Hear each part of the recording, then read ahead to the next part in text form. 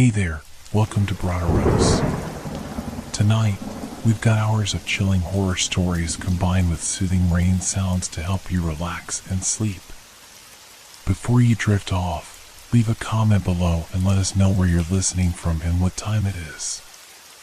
And don't forget to hit that like button and subscribe right away. If you end up not enjoying it, you can always take it back later. Get cozy and let the fear take over. It all began with a question that I could never shake off. Have you ever looked into a mirror and felt like you weren't alone? You know, the kind of feeling that crawls under your skin, like something or someone was watching you even though you were certain you were by yourself? I had that feeling every time I looked into the old mirror that mysteriously appeared in my basement. It wasn't like I had bought it. I was sure of that. I didn't even remember seeing it before, but there it was, standing tall in the corner of the basement, its dark wooden frame worn and cracked, reflecting the cold, dim space around it. I had moved into this house a few months ago, and everything seemed normal until the mirror showed up. I would pass by on my way to do laundry, and each time I'd catch a glimpse of something that made my heart race. At first, I thought it was nothing. Maybe I was just tired or imagining things. But then, I started seeing someone. Every time I looked into that mirror, I saw a figure behind me, standing just out of my peripheral vision. But when I turned around, no one was there. The figure wasn't just a vague outline. It looked real enough to make me feel like I was being watched, judged, and scrutinized. The figure, a tall shape dressed in dark clothes, seemed to always be just far enough away that I couldn't see its face. Sometimes it stood perfectly still, but other times it moved. It moved closer. The most chilling thing was that every time I glanced back at the mirror, it was always there, no matter how many times I turned to check. I began to avoid the basement, but every time I needed to go down there, I felt a knot in my stomach. Something wasn't right, and I couldn't figure out what it was. Was it just my mind playing tricks on me? I told myself it was nothing, just an old, dusty mirror in a forgotten part of the house. But the feeling didn't go away. It grew stronger, more suffocating. Then, one evening, as I was carrying a basket of laundry down to the basement, I heard it. A soft, almost imperceptible sound. It was a shuffle, faint but distinct. I froze. My heartbeat quickened. The sound came from behind me. I turned around, but of course, no one was there. Just the stillness of the basement. The air was thick, heavy, as though the room itself was holding its breath. I looked at the mirror. For a moment, I couldn't see anything, just the reflection of the dimly lit room. But then it happened. Slowly, the figure in the mirror began to shift. It wasn't just standing there anymore. It was moving toward me. Closer. Its form became clearer, and for the first time, I thought I saw its face, pale and distorted, with eyes that seemed to glint in the dim light. I felt my chest tighten, my breath shallow. I stumbled backward, my heart pounding in my ears, and the figure in the mirror mirrored my movements. It took a step forward, no, more like it lunged. I bolted, not daring to look back, but the feeling of being followed stayed with me, gnawing at the edges of my mind. I slammed the basement door behind me, my body trembling. That night, I couldn't sleep. I kept imagining that face in the mirror. The eyes, so wide, so empty, staring into me. I tried to tell myself it was just a trick of the light, a figment of my imagination. But deep down, I knew something was wrong. Something was terribly wrong. It was then that I realized I wasn't alone in this house. something had come in with that mirror, and it was watching me. I couldn't shake the image of the figure from the basement. Every time I closed my eyes, I saw those eyes staring at me, empty, yet full of intent. I tried to tell myself I was overreacting, that it was just a reflection of my fear. But the more I tried to ignore it, the stronger the presence felt. The next few days were uneventful, or so I thought. I avoided the basement, telling myself I'd get rid of the mirror eventually, but deep down, I knew that wouldn't be enough. The figure in the mirror was more than just a reflection. It was something that had latched onto me, something that was getting stronger, more real with each passing day. I tried to keep myself busy. I focused on work, kept to my usual routine, but at night, when the house was silent and the world outside felt far away, the feeling of being watched crept back in. It wasn't just in the basement anymore, it followed me everywhere. The sensation of being observed, of something standing just behind me, never left. It happened one evening, just after dinner. I was washing dishes, the rhythmic sound of water running and plates clinking filling the quiet kitchen. Then, I heard it, just a soft rustle, barely audible over the sound of running water. A whisper. A voice, so faint it could have been the wind.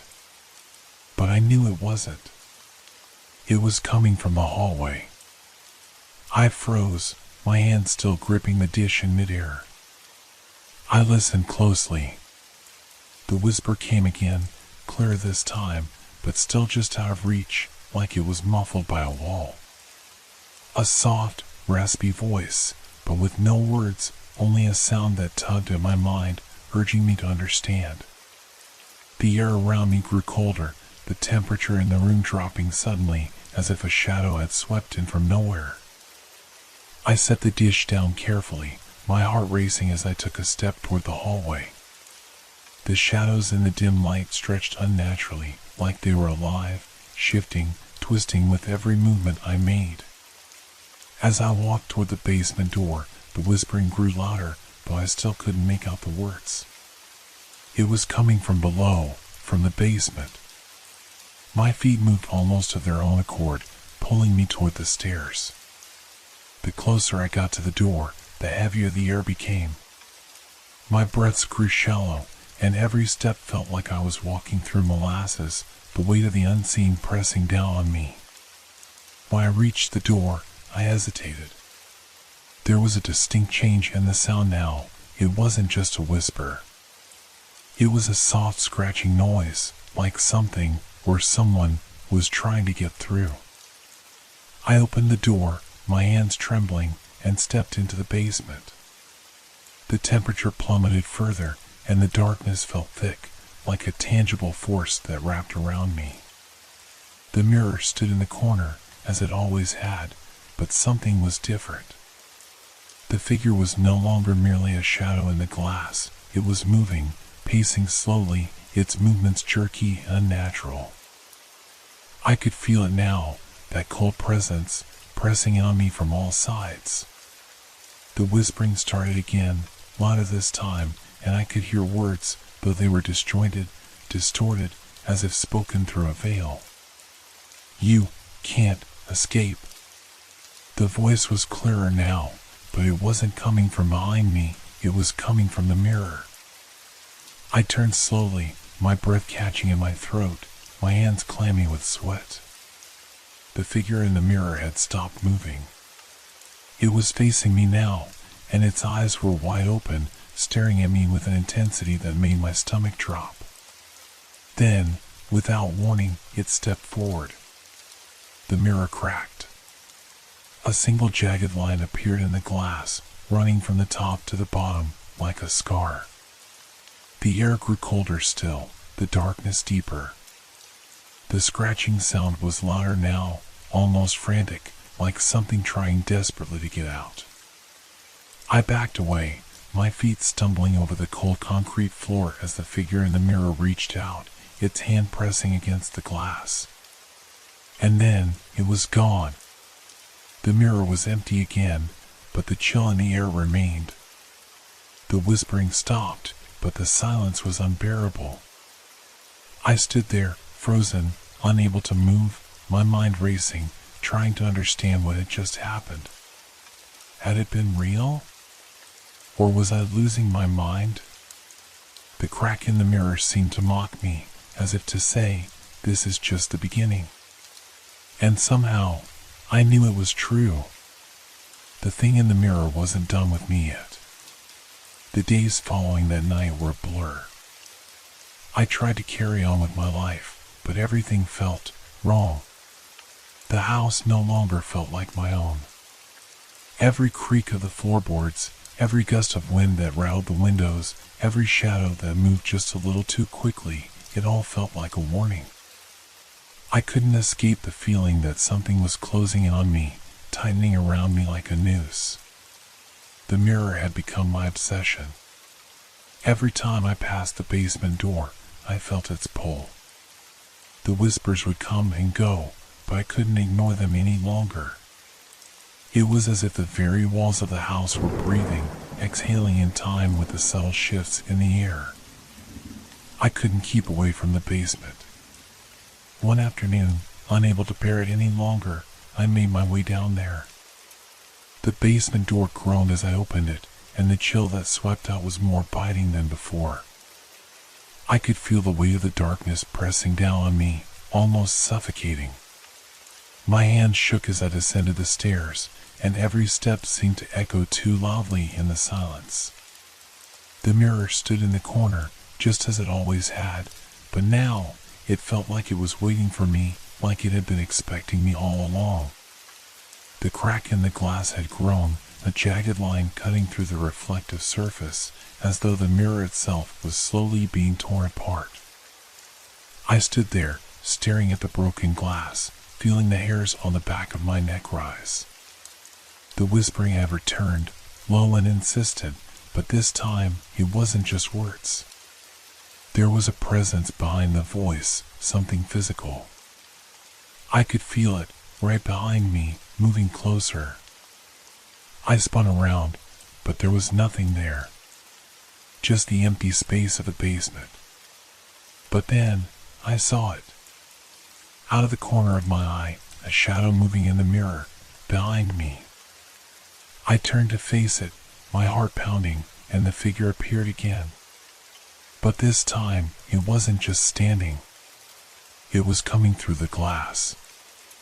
I screamed, stumbling back, my breath coming in ragged gasps. The air in the room felt thick, oppressive, and the temperature dropped even further. The figure in the mirror was no longer just an image, it was solid, real, and it was reaching for me. With every step it took, I felt my pulse quicken. The thing in the mirror was close, too close. I turned to run, but before I could even take a step, the basement door slammed shut, trapping me inside. The room was suffocating, the walls closing in, and I could feel the weight of the presence pressing against me, pushing me toward the mirror. I tried to scream, but my voice caught in my throat. My body refused to move. The figure stepped forward, its face coming into view, its eyes wide, empty, and hungry. It opened its mouth, a twisted smile stretching across its face. It was not a reflection anymore, it was real, standing there, right in front of me. I stumbled back, my hands shaking, my mind struggling to grasp the reality of what was happening.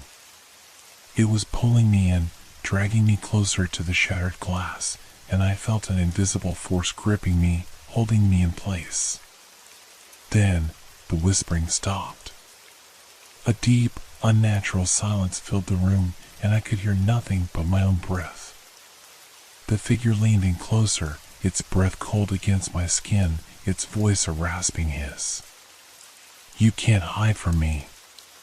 Before I could react, it lunged, its fingers curling around my arm with a strength that felt unnatural, too strong. I gasped as the cold seeped into my skin, freezing me in place. It pulled me toward the mirror, and I felt myself being sucked in as though the glass itself had turned into a portal. In that moment, I realized what had happened. The mirror wasn't just a reflection. It was a doorway, a way for it to cross over. And now, it was pulling me into its world. I fought, kicking, scratching, desperate to break free, but the grip was unyielding. I tried to scream, but my voice was swallowed by the thick silence. My hand touched the glass, and I could feel its icy surface, cold as death itself. And then, just as I thought I couldn't escape, everything stopped. The grip loosened. The cold receded. I fell to the floor, gasping for air. The basement was silent again, the mirror reflecting only my terrified face. But something had changed. The crack in the mirror had widened further, and there, in the shattered reflection, was something else, a dark figure, watching me from within the glass, its eyes glowing with a twisted hunger. It wasn't gone. It was still here. And now, I realized with a chilling certainty, it wasn't just watching me anymore. It was waiting. The days that followed were filled with a suffocating dread. I couldn't escape the feeling that the figure in the mirror was always just a step behind me. It wasn't just the cold air that clung to the basement anymore. It was the feeling of being followed, of eyes that never left me. Every corner I turned, every shadow I passed, I could feel it. That presence, lurking just out of sight, always watching. I couldn't tell anyone. I couldn't explain it. The mirror was an enigma, a thing I couldn't understand, couldn't control.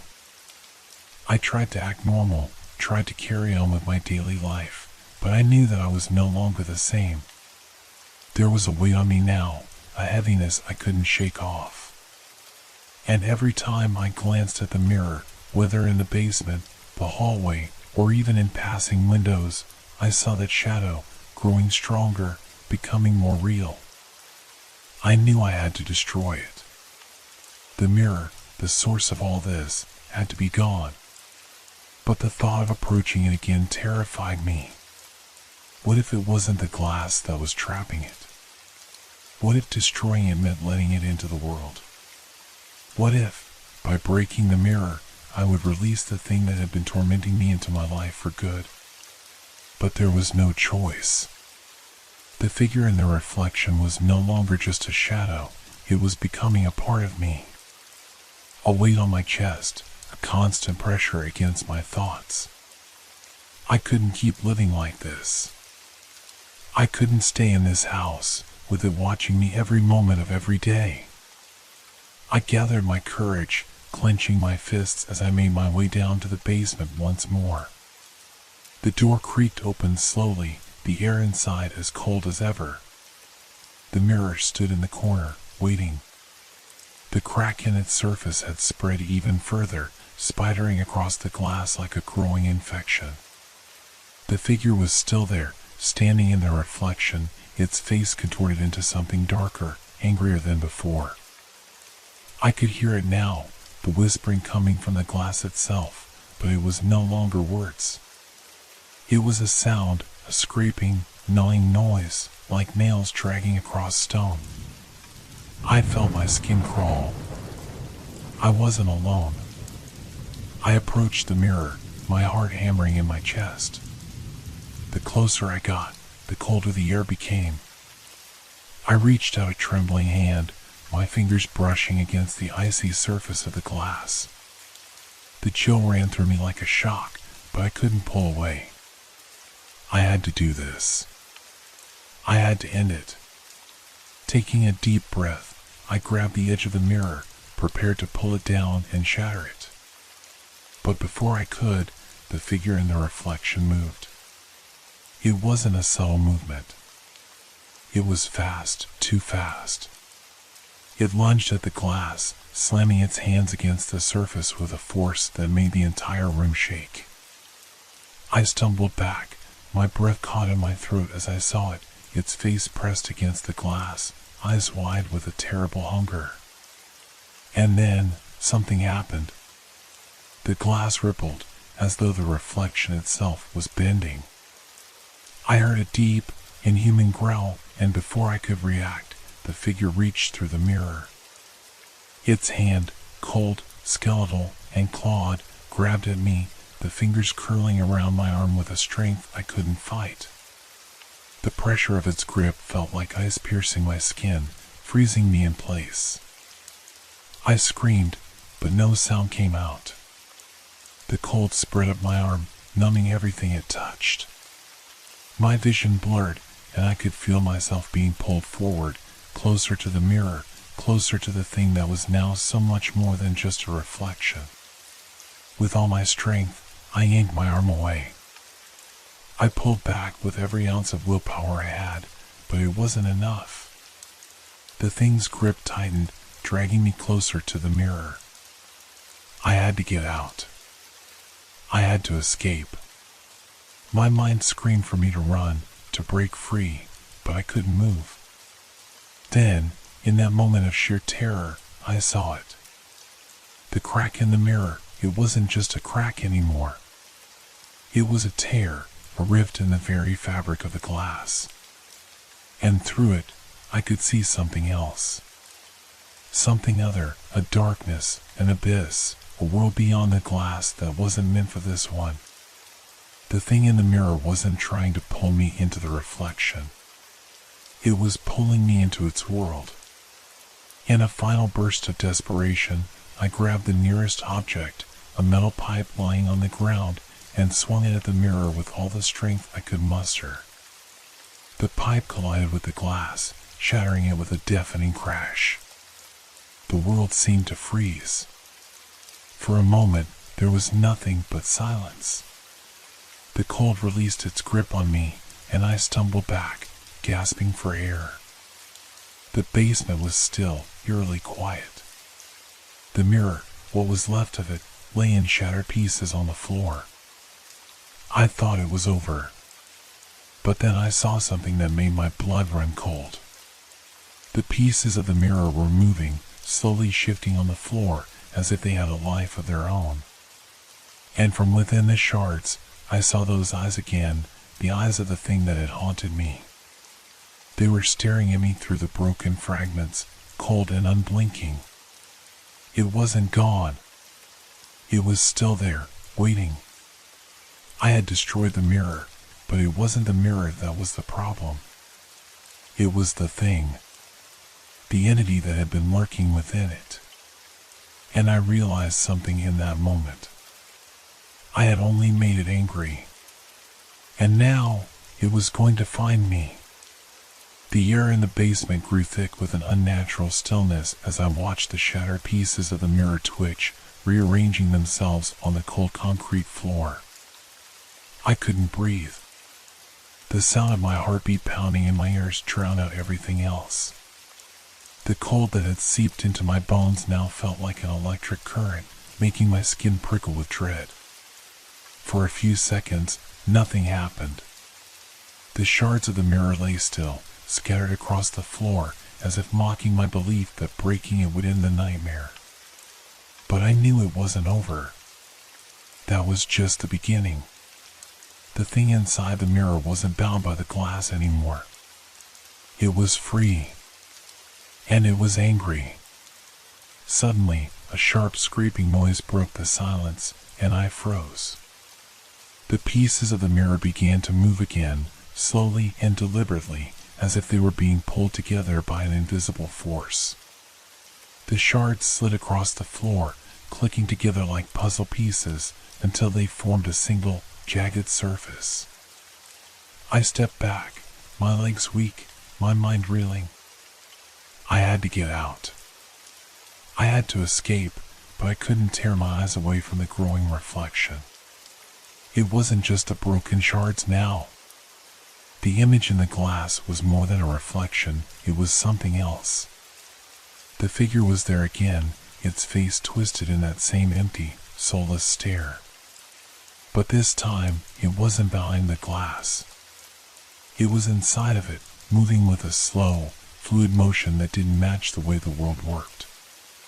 The shadows in the room seemed to bend toward it, as if they were being drawn in. A voice, soft and malevolent, crawled through the air, barely audible, yet somehow louder than anything else in the room. "You can't hide from me." I felt my stomach churn, and for a moment, I thought I might collapse right there.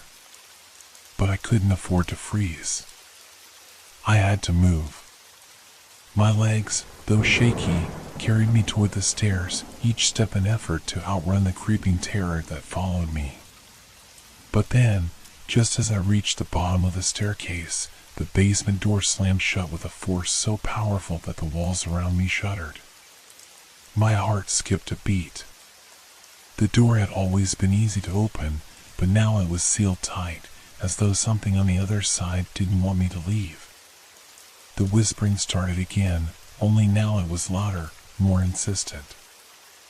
I could hear it all around me, like hundreds of voices coming from the walls, from the floor, from the very air itself. The sound seemed to wrap around me, pulling me deeper into the basement, closer to the mirror, closer to the thing that was waiting.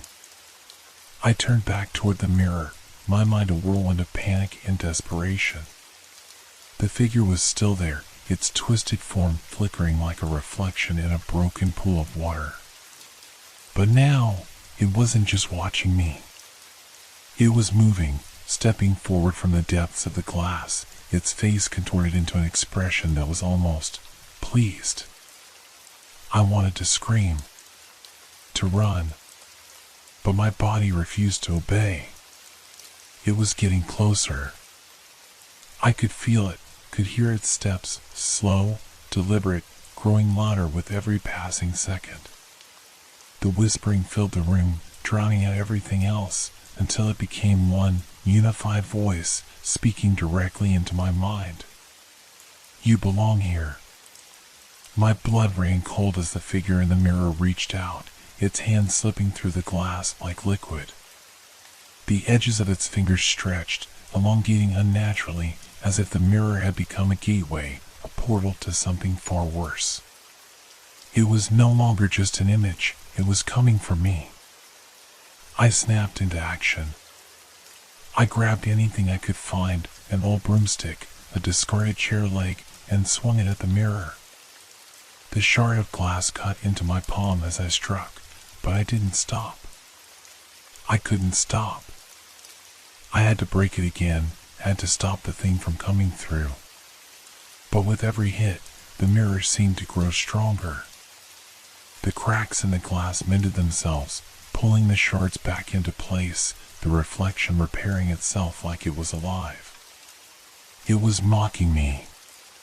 And then, as if to punish me for my futile attempts, the figure stepped completely out of the mirror. It was no longer confined to the glass, but standing in the middle of the basement, towering over me. Its form was twisted, shifting in unnatural ways, its limbs too long, too gangly. The shadows around it seemed to grow darker, crawling along the floor like sentient things. The cold that filled the room intensified, a biting frost creeping up my skin. I could hear the sound of its breath, a rasping, gurgling noise that felt like it was coming from the very depths of the earth. "You will never leave," it whispered, its voice now a raspy, guttural growl. I backed away, my mind spinning, my body paralyzed with fear. There was nowhere to run. The basement door was still shut tight, and the stairs were too far away. I was trapped. But then, a sudden thought pierced through the fog of terror. The mirror. I had to destroy it. Not just the shards, but the whole thing. I had to destroy the gateway. It wasn't over yet, but I could still fight back. With the last of my strength, I lunged for the pile of broken glass. I grabbed a large shard, gripping it tightly in my hand, and held it up, trembling with fear. The figure seemed to sense my resolve, its twisted face contorting into an expression of fury.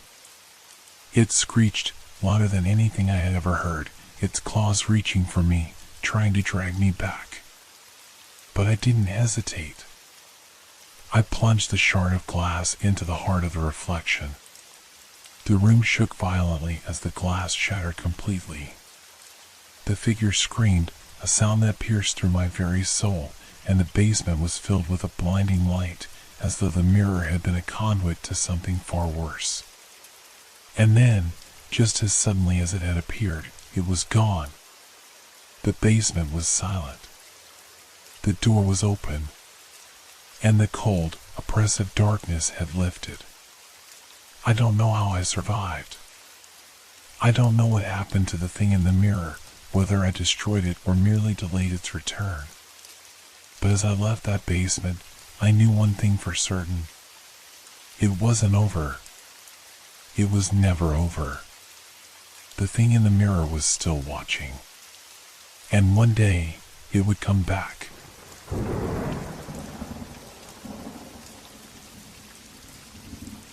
It's strange, isn't it? How you can walk into a place that was once familiar and feel like you've stepped into someone else's life. Have you ever had that feeling? When everything you thought you knew, everything that made you feel safe, suddenly feels alien? I'd lived in that house for most of my childhood. My parents had bought it when I was just a baby, and it was where I grew up. It was a place filled with memories, good ones, bad ones, and everything in between. I hadn't been back for years. Life moved on, and so did I. But when I heard that the house had been sold again, something inside me twisted. I had to see it one more time, had to know what had become of the place where I'd spent so much of my youth. I didn't expect it to feel wrong. But when I pulled up to the house, everything felt different. The familiar oak trees that lined the driveway looked out of place, their branches drooping as if weighed down by some unseen force. The front yard, once neatly trimmed, was overgrown. The house loomed in the distance, as if waiting for me. A shiver ran down my spine. The moment I stepped out of the car, I could hear something, a distant sound, faint but unmistakable. The soft creak of a door, the rustle of something moving inside. But there was no one there. Or at least, there was no one I could see. I approached the front door, my footsteps slow and hesitant. I could almost hear the echoes of my childhood, the laughter, the shouts, the footsteps on the old wooden floors. But all that seemed to fade as I reached for the handle. The door, which had always been unlocked, was now firmly closed. Locked. A wave of unease washed over me. I could feel my pulse quicken as I turned the knob, testing it again. Nothing. The door didn't budge. I stood there for a moment, trying to process what was happening. Why was the door locked? I had come here to reconnect with something, to remember the place that had been so much a part of me. But now, the house felt like a stranger's home. I circled to the back of the house, hoping for another way in. The garden behind the house was as wild as the front, but the door leading into the kitchen was still there. I tugged at the handle, and to my surprise, it gave way. The door creaked open with an unsettling slowness, the hinges protesting as though they hadn't been moved in years. I stepped inside. The first thing that hit me was the smell, the stale, almost metallic scent of abandonment. The air felt thick, heavy, like it hadn't been breathed in a long time. The sunlight filtering through the kitchen windows seemed dimmer than I remembered, casting long shadows across the floor. Everything was exactly how I remembered it, and yet it wasn't. The kitchen was filled with things I didn't recognize. A pile of old, dusty furniture sat haphazardly in the corner, a mismatched collection of chairs and tables I had never seen before. The countertops, once so familiar, were now cluttered with strange objects, trinkets, old newspapers, and photos I didn't remember. And on the table, an old, tarnished clock ticked away, its hands moving too quickly for my comfort. The feeling of wrongness deepened with each step I took. I wandered through the house, room by room, my mind racing as I tried to make sense of it all. The living room was the same, the old couch still there, but the wallpaper had faded, the once vibrant patterns now dull and lifeless.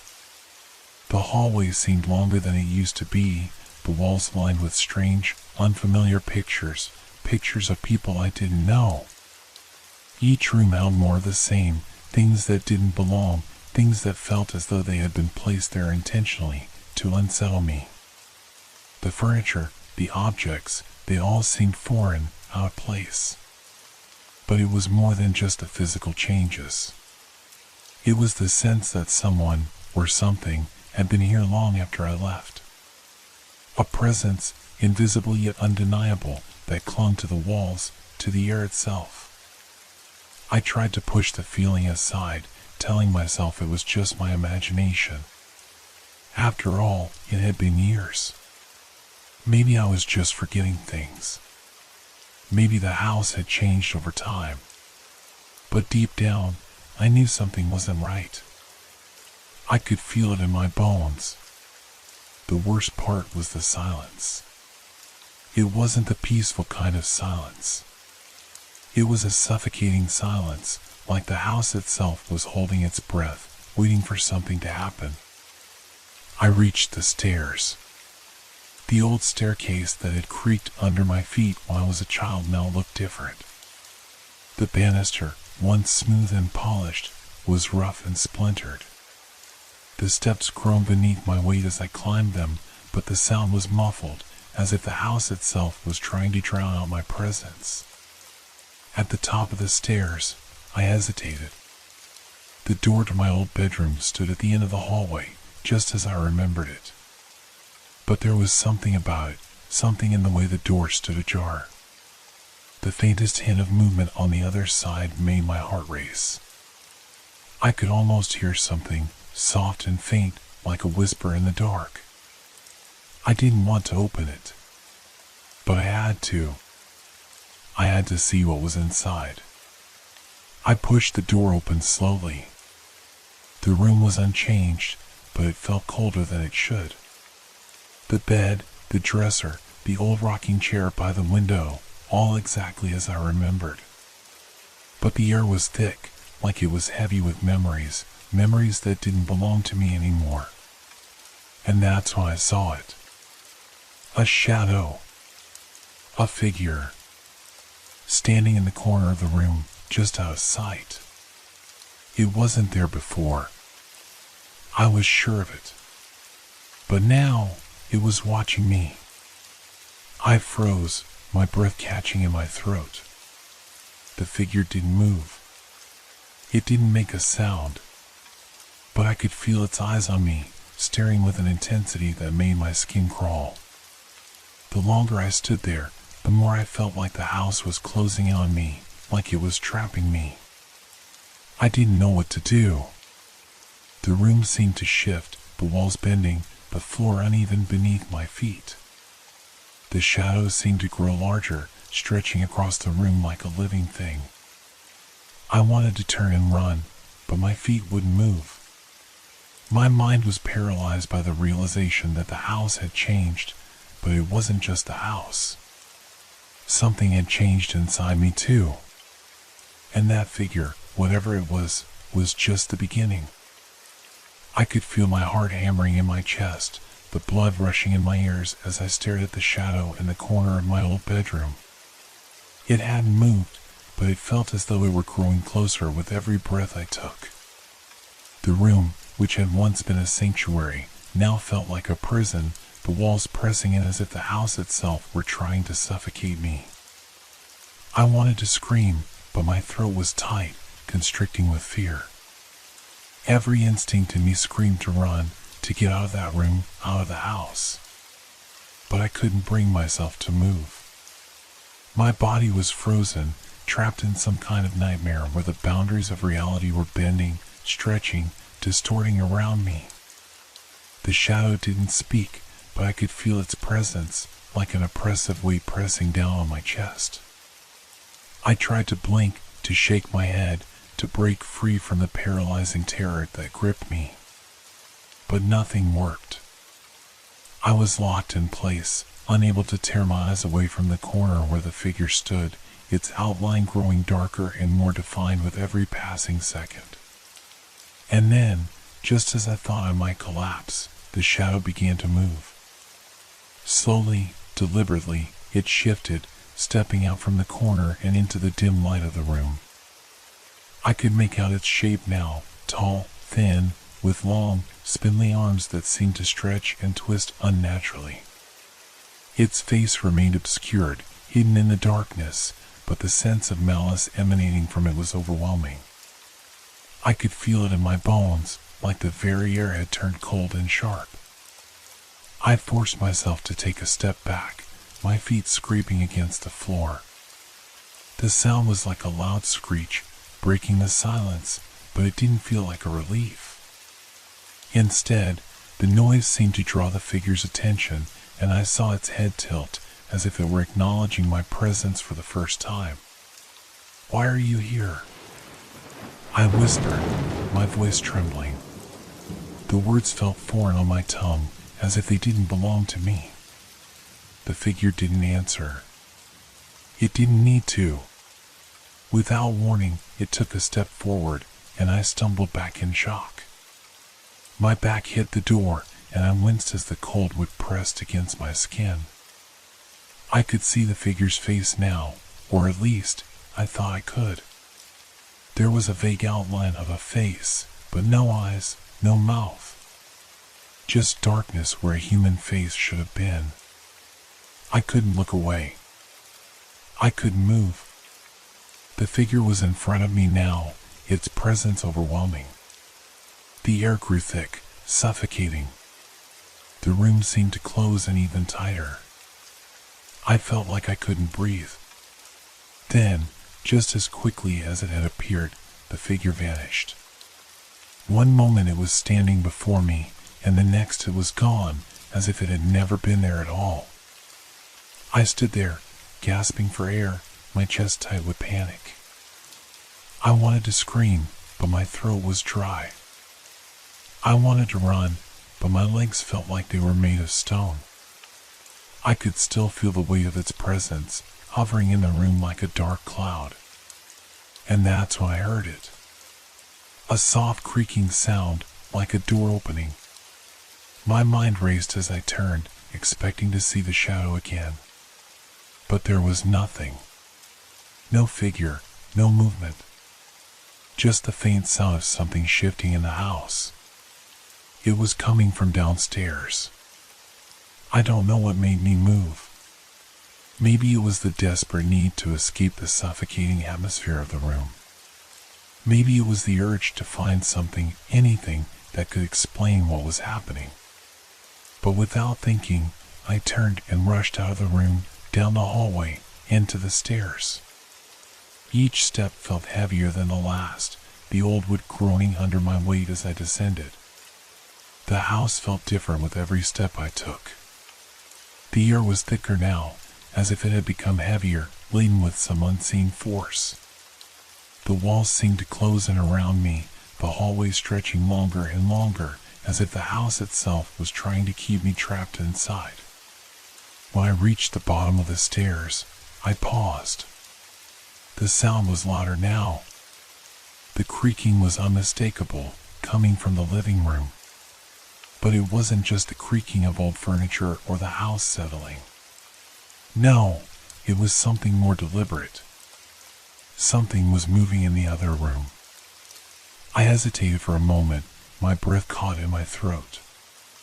But then, I forced myself to move forward.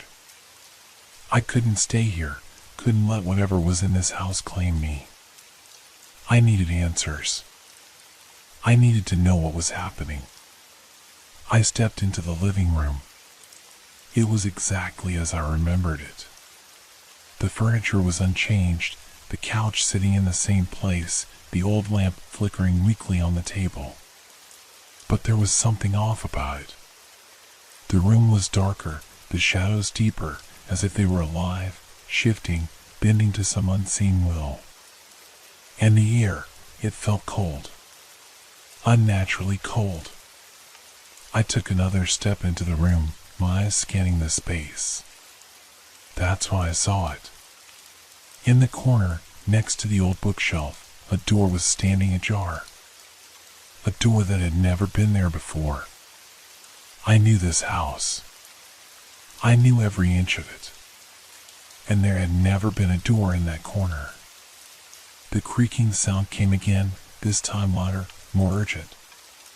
It was coming from behind the door. I couldn't ignore it any longer. I had to know what was behind that door. With trembling hands, I reached for the handle and pushed it open.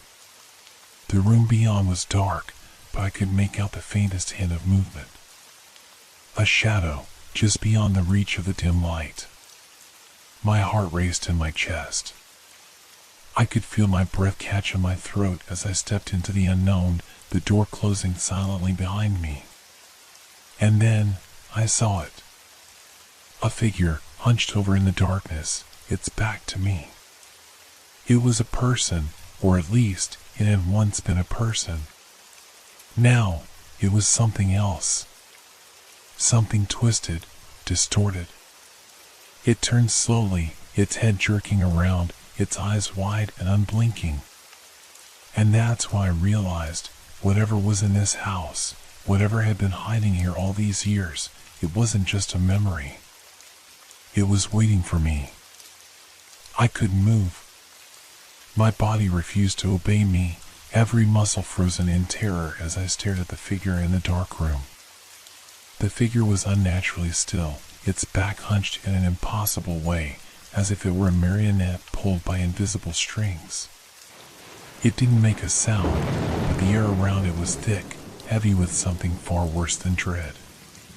It felt as if the very fabric of reality was bending around this thing, warping the world in its presence. I should have run. Every instinct screamed in me to turn and escape. But my legs wouldn't move. I was rooted to the spot, caught in a trance-like state, unable to tear my eyes away from the thing before me. The longer I stood there, the more the room seemed to change. The shadows grew darker, curling into shapes that didn't make sense. The air itself grew colder, and I could feel the temperature drop with every passing second. It was as if the house were breathing, inhaling and exhaling in time with my heartbeats. The figure shifted slightly, and I gasped. A low, guttural noise filled the air, a sound that seemed to come from the very walls themselves. My skin prickled with the sensation of being watched, as if the entire house had become aware of my presence, closing in on me, tightening its grip. The thing's head snapped to the side, its eyes locking onto mine. But there was no face. There were no features. Just darkness where a face should have been, and two empty holes where eyes should have been. The emptiness behind those holes was suffocating, pulling me in like a vacuum. And then it spoke. Its voice was not a sound, but a feeling, something that crawled into my brain, settling there like a cold, damp weight. It didn't use words in any conventional way, but I could understand it clearly, as if the thought had been planted directly into my mind. Why did you come back? I tried to speak, but my throat was dry, my words stuck in my chest. My mouth was open, but no sound came out. The question hung in the air, the weight of it pressing down on me, suffocating me. I didn't mean to, I finally managed to say, the words rasping out of my mouth in a broken whisper. I just wanted to see, to understand. The figure didn't move. It didn't need to. Its presence filled the room, occupying every inch of space, casting a shadow over everything. The room felt smaller, tighter, as if the walls were closing in around me. I've been waiting, it said. This time, I felt the words more than I heard them. They pressed into my skull, a force that seemed to come from every corner of the room, reverberating in the dark, waiting for you to return, to finish what you started. The house seemed to shudder, and the air grew even colder. The shadows on the walls seemed to twitch, as if they were alive, watching me, waiting for something to happen. I could feel the weight of the house pressing in on me, the foundation of it creaking under an unseen strain. Finish what? I asked, the words coming out in a tremble. What did I start? The figure didn't answer immediately. It remained still, as if considering my question, its head tilting slightly to the side. The silence stretched on, and I could feel the tension in the room building. The walls seemed to groan under the pressure, the floorboards creaking like they were about to collapse. Then, finally, it spoke again, its voice seeping into my mind like a poison. The house remembers, it said, and the words echoed in the room, reverberating through the air. It remembers what was done here, what was left behind, and it is waiting for you to acknowledge it. The darkness seemed to shift, to pulse, as if the house itself were alive, breathing in time with the figure. The air was thick, and I felt a sudden sense of dizziness, my vision swimming as the room seemed to warp and distort around me. The thing took a step forward, and I flinched, taking a step back. But it didn't move any closer. It just stood there, watching me, waiting. I could feel its eyes on me, even though I knew it didn't have eyes. The sense of being watched, of being judged, was overwhelming. It felt like the house was alive, its very walls alive with something dark, something that had been buried long ago. I didn't do anything, I whispered, almost to myself. I don't remember. I don't know what you're talking about. The figure tilted its head again, and for the first time, I saw a faint glimmer in the empty sockets where its eyes should have been. It wasn't a light, it was something darker, something that reflected a deep, empty void. You don't remember? It asked, its voice like a cold wind blowing through my mind. You don't remember what you left behind? A wave of nausea hit me, and I stumbled back, my hands pressed against the wall for support. The shadows seemed to stretch and twist around me, the walls closing in, the house itself becoming more oppressive, more suffocating. I didn't leave anything, I managed to choke out. I didn't leave anything behind. Please, tell me what's happening. The figure didn't respond, but its form seemed to flicker, as if it were made of smoke, shifting and wavering. The darkness around it grew heavier, and I could feel the pressure building in my chest, as though the air itself was growing thicker, harder to breathe. And then, just as suddenly as it had appeared, the figure vanished. The room fell silent, the oppressive weight lifting for a moment, as if the air had been cleared. But the silence wasn't comforting.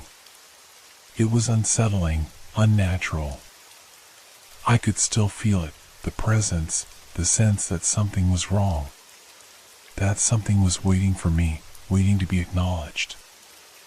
I stood there for what felt like an eternity, trying to steady my breath, my heart pounding in my chest. I wanted to leave.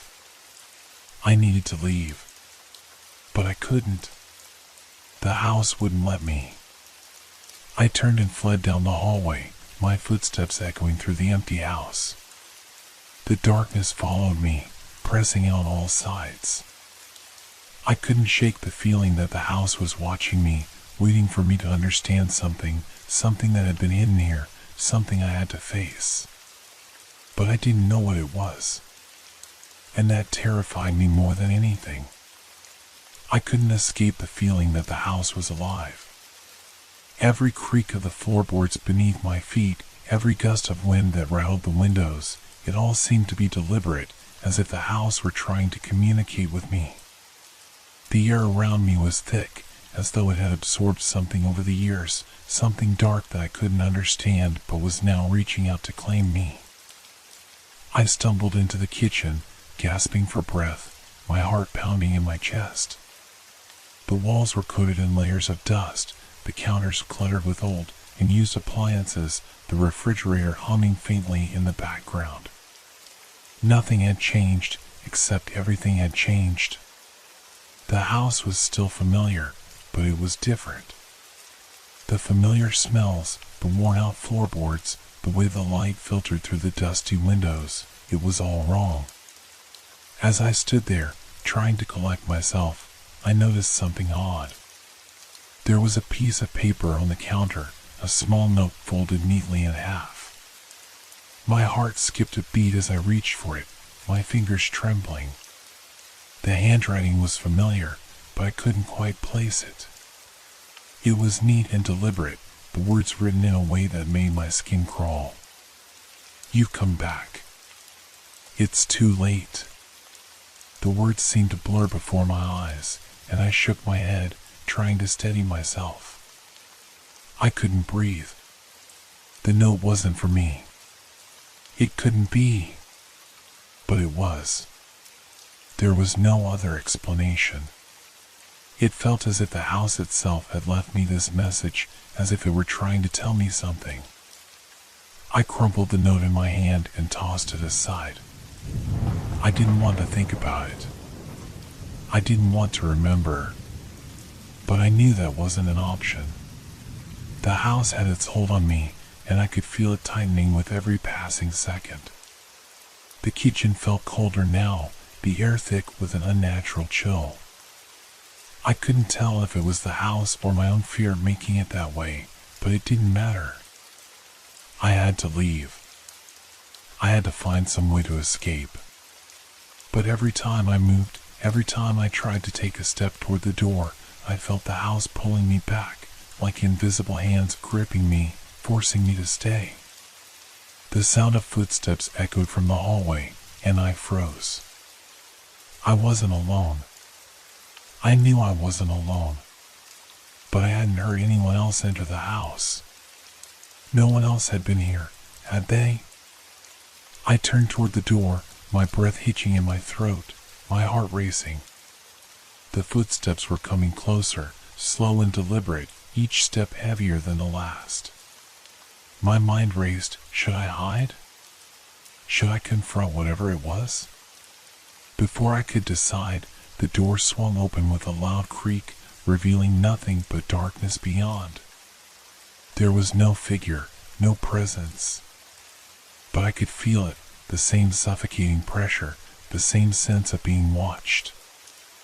I stepped forward hesitantly, the floor beneath my feet creaking as I entered the hallway. The silence was deafening, but the air was still thick with tension. The walls seemed to close in on me as I moved, the darkness swallowing the light behind me. The hallway stretched on, longer than it should have been, and I could feel the weight of the house pushing me forward, driving me deeper into its depths. The shadows seemed to stretch along the walls, alive, like reaching fingers trying to pull me back. I reached the door at the end of the hallway, the one I had never seen before, the one that wasn't supposed to be there. My hand hesitated before the doorknob, the feeling of dread overwhelming me. But I had to open it. I had to know what was inside. I twisted the knob and pushed the door open. The room beyond was different.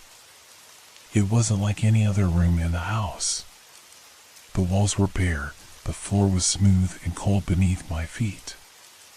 There were no windows, no furniture, just empty space. But the air in the room was thick with something else, something dark and suffocating. And then I saw it. In the center of the room, on the floor, was a large, old-fashioned mirror. Its frame was carved with intricate patterns, symbols that I couldn't make out, as if they were meant to mean something but were too distorted to be understood. The surface of the mirror was smooth, its glass reflecting the dim light of the hallway, but there was something unsettling about it. The reflection in the mirror didn't look like the room I was standing in. It wasn't even a reflection of me. It was a place I didn't recognize, a place I had never seen before. It was dark, desolate, with twisted trees reaching toward a stormy sky. The moment my eyes locked onto the reflection, a strange sensation washed over me, a feeling of vertigo, of being pulled into the mirror. I felt dizzy, as if the ground beneath my feet was shifting and my vision blurred. I tried to look away, but my body refused to move. My feet were glued to the floor, my gaze fixed on the mirror. In the reflection, something was moving. At first, I thought it was just a trick of the light, but then I saw it, shapes moving in the distance, figures. They were distorted, like shadows, but they were real. They were coming closer, creeping toward the mirror, toward me. My pulse raised, my breath quickened. And then, I heard it. A voice, not from behind me, but from within the mirror itself. You shouldn't have come back. The words were familiar, but they weren't mine. They were someone else's. Someone who had been here before. Someone who had never left. The figures in the reflection were closer now, and I could see them clearly. They were twisted, malformed, their faces indistinguishable. But I could feel their eyes on me, staring at me through the glass, judging me. I wanted to scream, but the words wouldn't come. I wanted to run, but my feet were still rooted to the floor. I was trapped, caught in the mirror's grip, and the darkness beyond it was closing in on me. Suddenly, the mirror's surface rippled, like water disturbed by a stone, and I felt a cold hand brush against my arm. I spun around, but there was nothing there. You shouldn't have come back, the voice repeated, louder this time, echoing in my mind. The room was spinning now, the walls twisting and warping. I stumbled backward, desperate to get away from the mirror, but my legs wouldn't obey me. The house was alive, and it was pulling me deeper into its grasp. And then, just as the darkness seemed to consume me, I heard a loud crash. The mirror shattered, its pieces falling to the floor in a cascade of glass. I stood there, trembling, surrounded by the broken shards. The air was thick with an oppressive silence, but I knew that I had just uncovered something far darker than I could ever imagine. And the house was only just beginning to reveal its secrets. The glass shards from the shattered mirror lay scattered on the floor like jagged teeth, glinting in the dim light. I stood frozen, unable to move, unable to breathe. The room was still. Too still. The silence pressed in on me like a physical weight, crushing me under its intensity. But the voice I had heard from the mirror, lingered in my mind, still echoing in my head, growing louder with every passing second. You shouldn't have come back. The words weren't just a warning. They were a sentence. A curse. Something was closing in on me, something that had been waiting for my return. I could feel it now, the presence of the house itself, surrounding me, suffocating me. I backed away from the broken mirror, my feet stumbling over the shards, the sharp edges scraping against my skin, but I barely noticed. My eyes were locked on the door to the hallway, the only way out. But as I moved toward it, I realized that the hallway had changed. It wasn't the same hallway I had seen before. The walls seemed to pulse, the shadows twisting and shifting in unnatural ways, as if they were alive. The air was colder, the very atmosphere heavier. I reached for the doorknob, but it didn't turn. It was stuck. I tugged at it, panicked, my breath quickening, but the door refused to budge. I was trapped. You can't leave. The voice again. It wasn't just in my head now. It was coming from all around me. From the walls. The floor. The ceiling. The house itself was speaking to me, its voice reverberating through the very structure, a whisper that grew louder with each passing second. I turned back toward the room. The broken mirror lay in shards on the floor, but the reflection was still there. It didn't make sense. The mirror had shattered, but the reflection remained distorted and fragmented like a crack in reality. I stepped closer, drawn to it despite myself. My hands trembled as I reached out, touching one of the larger pieces of glass. As my fingers brushed the cold surface, the reflection shifted. The distorted shapes in the mirror became clearer. They were faces I recognized. Faces of people I once knew. People I had loved. People who had once lived in this house with me. And then I saw it. In the center of the reflection, standing in the doorway behind them, was something that made my blood run cold. It was me. But not the way I look now. It was me from years ago, from before I left, standing in that same spot, staring at the mirror. My younger self, unaware of the horrors that were about to unfold. The reflection of me in the mirror smiled. But it wasn't a smile of joy or warmth. It was something darker.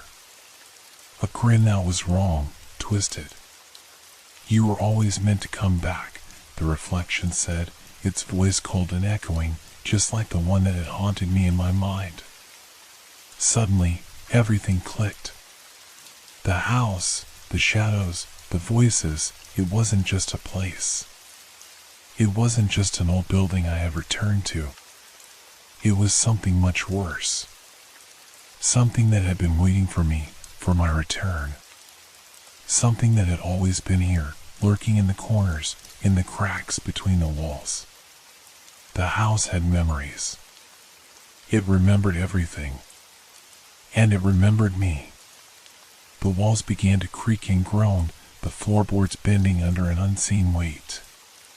The house was alive, shifting, changing. I could feel it pressing in on me, pushing me closer to the mirror, closer to the reflection that was no longer just a reflection. I tried to step back, to move away, but it was like the air had become thick with something tangible. My movements slowed, my body no longer obeying me. The darkness in the reflection grew, spreading outward like ink bleeding through water. "You were always supposed to stay," the reflection whispered, its voice now coming from every corner of the room, surrounding me. I couldn't take it anymore. My mind was unraveling, my thoughts spinning out of control. I had to escape, but I couldn't. The house had already claimed me. It had already changed me. There was no way out. And then, as if to confirm it, the door to the hallway finally opened with a loud, creaking groan. But it wasn't the hallway I knew. It wasn't the place I had come from. Beyond the door was darkness, absolute darkness, so thick it felt like it was pressing against me. A darkness that seemed to reach out, pulling me in. And standing in that darkness, just beyond the threshold, was the figure. The figure I had seen before, standing in the room with me, watching me. It was closer now. Its face was still hidden in shadow, but I could feel its eyes on me, the weight of its gaze suffocating. It didn't speak, but I knew what it wanted. It wanted me to cross that threshold, to step into the darkness, to face what I had been running from all along. "You can never leave," the voice said again, this time coming from everywhere, inside me, around me. I took a step back. My body screamed for me to run, to get out of this house, but I couldn't. The air was thick with something that held me in place. The house wouldn't let me go. It had never intended for me to leave. The figure took a step toward me, its presence growing more oppressive. The darkness behind it shifted, writhing, alive with something unspeakable. I wanted to scream. I wanted to fight. But I couldn't move. I couldn't escape. The door slammed shut behind me with a deafening bang, and the room fell into darkness. The last thing I felt before everything went black was the cold hand of the house closing around me, pulling me into its eternal grip.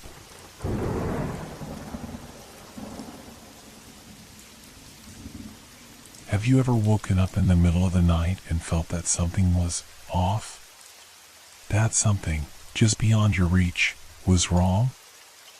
I did. But when I woke up, I never expected what I would find.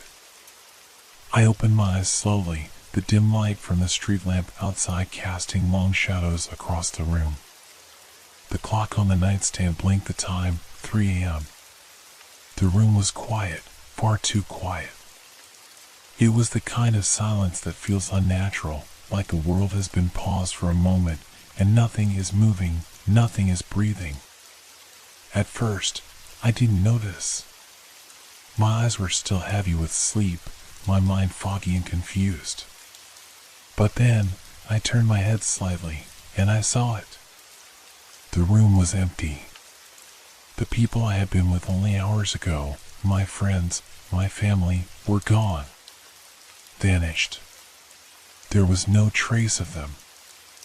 I rubbed my eyes, thinking I had imagined it, but no, the bed beside me was vacant, the chair by the window was empty. Not a single soul was left in the room with me. Panic surged through me. Had they gone somewhere? Maybe they had stepped out for a moment. But no, that wasn't right. The door was still shut, the windows were locked, and the room felt wrong. I slid out of bed, my feet hitting the cold wooden floor, and cautiously moved toward the door. My breath quickened with every step I took. I reached for the doorknob and turned it. The door creaked open. The hallway outside was silent, just like the room. I stepped out, glancing around, my heart pounding in my chest. There was no one there either. No sounds, no movement. Just silence. I walked down the hallway, trying to convince myself that maybe I was just half asleep, that I had imagined it all. But as I passed each room, the same thing. Empty. No voices, no footsteps, no laughter. Just the feeling that I was the only one left in the house. I went down the stairs, my feet heavy on the steps, the creaks echoing in the silence. The living room was the same. Still. Vacant. As if time had stopped. I turned back toward the stairs, and that's when I saw it. A figure. Standing at the top of the staircase. I froze. My heart skipped a beat. I couldn't make out the face, it was too dark, but I could feel its presence. It was watching me. I was certain of it. I stepped back, my hands shaking. Hello? My voice cracked in the silence. No response. The figure didn't move. It just stood there, as if frozen in time. I could hear my own breath, loud and ragged in my ears. And then, slowly, the figure began to move. It was not walking. It was gliding. Floating down the stairs, its body unnaturally stiff. The closer it got, the more I felt an overwhelming sense of dread, like something was terribly wrong, like I shouldn't be seeing this. My body screamed for me to run, but I couldn't. I was rooted to the spot, watching, frozen in place. The figure stopped when it reached the bottom of the stairs, standing just out of reach, and I could finally make out its face. But it wasn't a face. It was a blur, like a shadow that shifted every time I tried to focus on it. I blinked, trying to clear my vision, but nothing changed. It didn't have eyes, or a mouth. Just a void, an empty space where something should have been. And then it spoke. Not with words, but with a voice inside my head, like a whisper that wasn't spoken aloud. It was calm, distant, yet somehow filled with a sense of finality. You're not alone, yet. I couldn't breathe. My chest tightened, and I stumbled backward. My legs gave out beneath me, and I collapsed to the floor, gasping for air. The figure stood there, watching, not moving. Its presence was suffocating. I scrambled backward, my hands grasping at the floor, trying to get away, but my mind was spinning and my body wouldn't respond. You're not alone, yet. The voice echoed in my mind, reverberating in every corner of the room, in my bones, in my very soul. It was like it was inside me, twisting everything I knew, everything I understood. I pushed myself to my feet, forcing my legs to move, to carry me out of this nightmare. But when I looked up, the figure was gone. Just like that, vanished. Like it had never been there. I stood in the middle of the living room, my breath coming in sharp, uneven gasps, my heart pounding in my chest. What was happening? What was this thing? And where had everyone gone? The questions swirled in my mind, but I couldn't make sense of any of them. The silence was back, thick and oppressive. I had to find someone. Anyone. I had to know what was going on. But as I moved through the house, checking every room, every corner, I realized something. Something worse than the silence. No one had left. They hadn't gone anywhere. They had disappeared. And I was left alone in a world where nothing made sense, where time seemed to bend and twist, and where shadows moved without reason. Something was coming. Something was watching. And I didn't know if I could escape it. The house was empty, but I could still feel its presence. Something was wrong. And whatever it wasn't finished with me yet. The house wasn't silent anymore. At first, I welcomed the change, thinking the faint noise meant someone had returned. A shuffle here, a creak there. It was the kind of sound you don't notice in a full house, drowned out by life and chatter. But now, with no one else around, each sound became amplified, intrusive, and unnatural. I stood in the hallway, the air heavy with tension. Hello? My voice wavered as I called out, hoping for an answer. Nothing replied except for the sound of something brushing against the floor upstairs. The creak of the wooden steps came next, deliberate and slow. Someone, or something, was descending. I should have run. I should have bolted out of the house right then and there. But my legs refused to move, as if the weight of the silence pressed me down, rooting me to the spot. Who's there? I tried again, louder this time, but my voice cracked on the last word. The sound stopped. For a brief, agonizing moment, there was only my ragged breathing. I strained to listen, the blood pounding in my ears making it harder to focus. Then, I heard it. A voice. Not a human voice, at least, not entirely. It came from above, faint but deliberate, a mixture of whispers and static, like a badly tuned radio. The words were indistinct, fragments of a language I couldn't recognize. But the tone was unmistakable, it wasn't friendly. I took a shaky step backward, my foot catching the edge of the rug. My stumble echoed in the stillness, and the whispers stopped. The air seemed to grow colder, sharp and biting against my skin. That's when I felt it, the unmistakable sensation of being watched. I spun around, expecting to see the figure from before, but there was no one. Only the hallway stretched behind me, dimly lit by the flickering bulb above. The whispers returned, louder this time, as though the source was getting closer.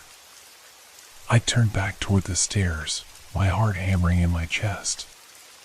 A shadow moved at the edge of my vision, darting past the landing. "Stop!" I shouted, but I had no idea what I was yelling at. My voice echoed back at me, swallowed by the oppressive emptiness of the house. The whispers grew louder, overlapping, drowning out my thoughts. They weren't coming from one place anymore, they were everywhere. From the walls, the floor, the very air itself. I clutched my head, trying to block them out, but they pressed on, relentless. And then, through the cacophony, one word stood out. "Leave." It was clear, cutting through the noise like a blade. The room seemed to tilt as the air around me shifted, becoming heavier, thicker. My vision blurred, and for a moment, I thought I saw shapes moving within the walls, dark, undulating forms that pulsed and writhed like living shadows. "Who are you?" I demanded, my voice barely audible over the whispers. No answer. Just the sensation of something brushing past me, so close I could feel the cold rush of air against my skin. That was enough. I turned and bolted, running down the hallway toward the front door. My feet pounded against the floor, the whispers chasing me, growing louder with each step. When I reached the door, I grabbed the handle and yanked, but it wouldn't budge. The lock twisted under my hands, stuck in place. I pulled harder, panic surging through me. "Come on!" I screamed, slamming my fists against the door. Behind me, the whispers stopped. The silence was worse. I turned slowly, my back pressed against the door. At the end of the hallway, where the shadows had gathered, something was standing. It wasn't the figure from before. This was different. Its form was indistinct, shifting and flickering like static on a broken television. But its eyes, or what passed for eyes, glowed faintly in the dark, 2 pinpricks of pale, sickly light that pierced through the gloom. The air around it seemed to ripple, distorting the hallway like heat waves rising from asphalt. I couldn't look away, even as every instinct screamed at me to run. The thing began to move, gliding toward me without a sound. The closer it came, the more the air thickened, pressing down on me like an invisible weight. I reached for the door handle again, my fingers fumbling in desperation. This time, it turned. I stumbled backward as the door swung open, cold night air rushing in to greet me. Without looking back, I ran outside, my bare feet hitting the wet pavement of the driveway. The whispers followed me, faint and distant, but still there, lingering in the back of my mind like a bad dream. I didn't stop running until I was halfway down the street, the house shrinking behind me in the darkness. When I finally dared to look back, the front door was closed. The windows were dark. And yet, I could feel it. Whatever was in that house, it was still watching me. I didn't go back to the house that night. I couldn't. Instead, I found myself wandering the empty streets, my mind racing to make sense of what had just happened. The shadows, the whispers, the thing in the hallway, it all felt unreal, like some twisted nightmare I couldn't wake from. But the cold air against my skin and the ache in my legs from running told me otherwise. This was real. I stopped under a street lamp, the pale light casting long shadows on the pavement. The world around me was eerily quiet, as if the entire neighborhood had been swallowed by the same emptiness that consumed my home. My phone buzzed in my pocket, startling me. I fumbled to pull it out, relief washing over me when I saw a familiar name on the screen, Andrew. Andrew was an old friend, the kind of person who always knew what to say when things got rough. I answered quickly, my voice trembling. "Andrew, thank God. I don't know what's going on, but where are you? he interrupted, his tone sharp and urgent. I'm outside. I ran from the house. Something. You need to leave. His words hit me like a punch to the gut. I'm already out, I said, glancing around the deserted street. I'm not going back there, but... No, he cut me off again. I mean leave the area. Get as far away as you can. What? Why? Andrew, what's happening? Do you know something about this? There was a pause on the other end, the kind that stretches just long enough to make your stomach twist. I can't explain over the phone, he said finally, his voice low. Just trust me. Don't stay there. It's not safe. Andrew. The line went dead. I stared at the phone, my hand trembling. His words echoed in my mind, it's not safe. I wanted answers, but more than that, I wanted to feel safe. I needed to get away from whatever was happening. But where could I go? As I stood there, trying to decide my next move, I noticed something strange. The street lamp above me flickered. At first, I thought it was just a faulty bulb. But then I realized it wasn't just the lamp. Every light on the street was dimming, one by one, plunging the road into shadow. I backed away, my heart pounding. The darkness crept closer, swallowing the light as it went. And then I heard it. The whispers. They were faint at first, like the rustling of leaves in the wind. But they grew louder, closer, until I could make out the same fragmented voice I'd heard in the house. Leave, it repeated, over and over, the word twisting and distorting in my ears. I turned and ran, the sound of my own footsteps echoing in the empty street. The whispers followed, relentless, pressing in from all sides. The darkness was gaining on me, faster than I could run. It wasn't natural, it moved with intent, like a living thing, hungry and unforgiving. I turned a corner, my breath coming in ragged gasps, and spotted a small convenience store up ahead. The neon sign above the door was still lit, a tiny beacon of hope in the encroaching shadow. I burst through the door, startling the cashier behind the counter. He looked up, his expression a mix of confusion and concern. You okay, buddy? He asked, eyeing me warily. I need help, I gasped, leaning against the counter to catch my breath. Something's following me. The cashier frowned, glancing toward the door. I don't see anything. I turned to look, my heart still racing. The street outside was dark, but the whispers were gone. The shadows had stopped at the edge of the light, as if the store itself was a barrier they couldn't cross. For now. You need to call someone, I said, my voice trembling. The police, or anyone. Please. The cashier hesitated, then nodded. All right, hang on. He picked up the phone behind the counter, but as he started to dial, the lights in the store flickered. I froze. The whispers were back, faint but unmistakable, seeping in through the walls. The cashier looked around, his confusion turning to fear. What the hell is that?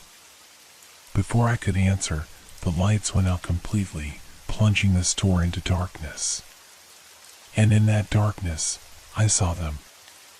Figures, barely visible, shifting and writhing like smoke. They pressed against the windows, their shapes distorting as if trying to force their way inside. The whispers grew louder, more urgent, filling the air with a suffocating pressure. Stay back. I shouted, though I wasn't sure if it was meant for the figures or myself. The cashier grabbed a flashlight from under the counter, its beam cutting through the darkness. But the light didn't stop the figures, it only seemed to anger them. The glass windows began to tremble, small cracks forming as the figures pushed harder. "Get to the back," the cashier yelled, his voice shaking.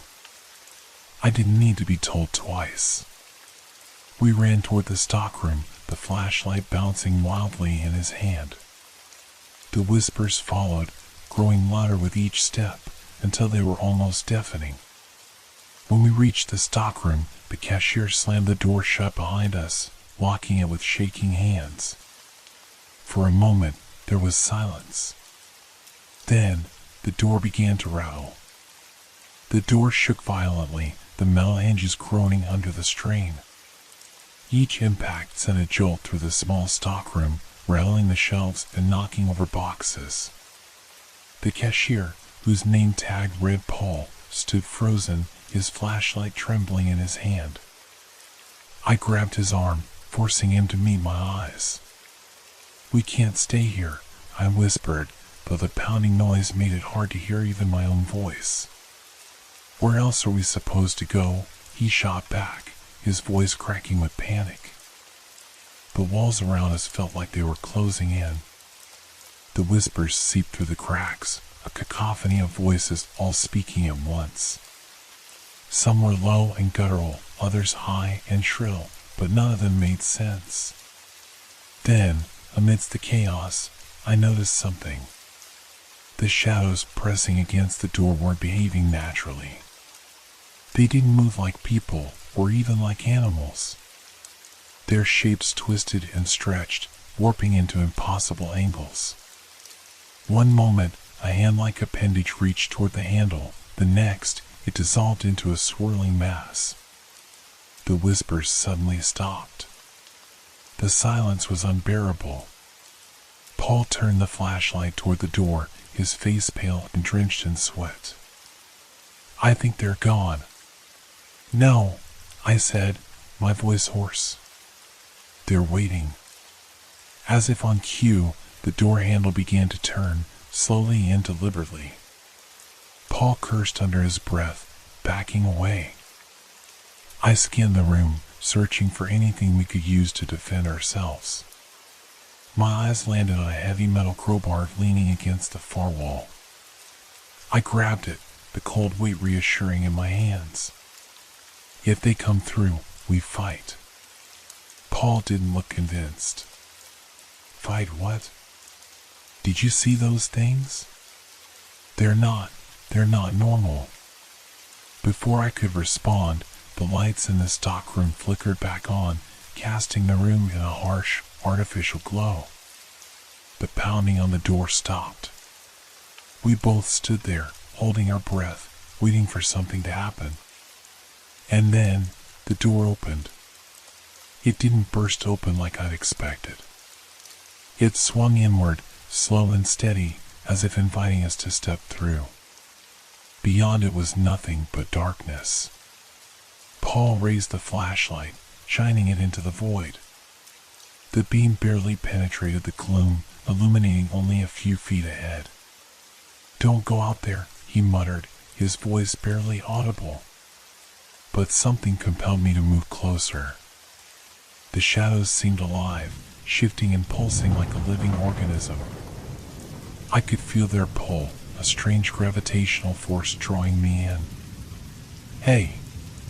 Paul grabbed my arm, snapping me out of my trance. "What are you doing?" I don't know." My voice trembled. "It's like it wants me to follow." Paul shook his head. "That's insane. Whatever's out there, it's not friendly. We need to stay put and wait for help." "Help's not coming," I said, the realization hitting me like a punch to the gut. "No one's coming, Paul. Whatever's happening, we're on our own." Before he could argue, the whispers returned, louder and more menacing than before. They surrounded us, reverberating through the walls and floor. The shadows began to spill into the room, creeping along the edges like spilled ink. Paul swung the flashlight toward them, but the light didn't stop their advance. If anything, it seemed to agitate them, their movements becoming more frantic. "Run!" I shouted, grabbing Paul by the arm and pulling him toward the back exit.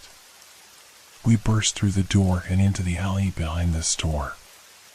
The cold night air hit me like a slap, but I didn't stop to catch my breath. The alley stretched ahead, narrow and claustrophobic, flanked by towering brick walls. The shadows followed, spilling out of the building like a tidal wave. Paul stumbled beside me, his breath coming in ragged gasps. "Where are we going?" "Anywhere but here," I yelled, though I wasn't sure where here even was anymore. The alley opened onto a deserted street, the asphalt glistening under the faint glow of the moon. But something was wrong. The buildings on either side were distorted, their edges warped and twisted like reflections in a funhouse mirror. Streetlights flickered erratically, casting strange, shifting shadows that danced across the ground. And the whispers were everywhere. Paul grabbed my arm, his eyes wide with terror. "We're not in the same place, are we?" I didn't answer. I didn't need to. The realization was already sinking in. This wasn't the world we knew. It was something else, a fractured version of reality, warped and corrupted. The shadows closed in, their movements deliberate and predatory.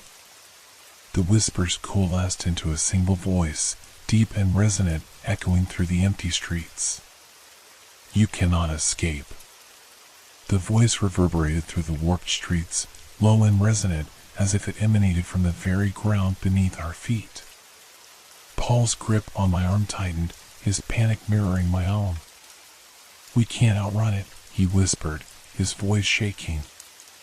"It's everywhere." He was right. The shadows had spread across the street, their inky blackness creeping toward us from every direction.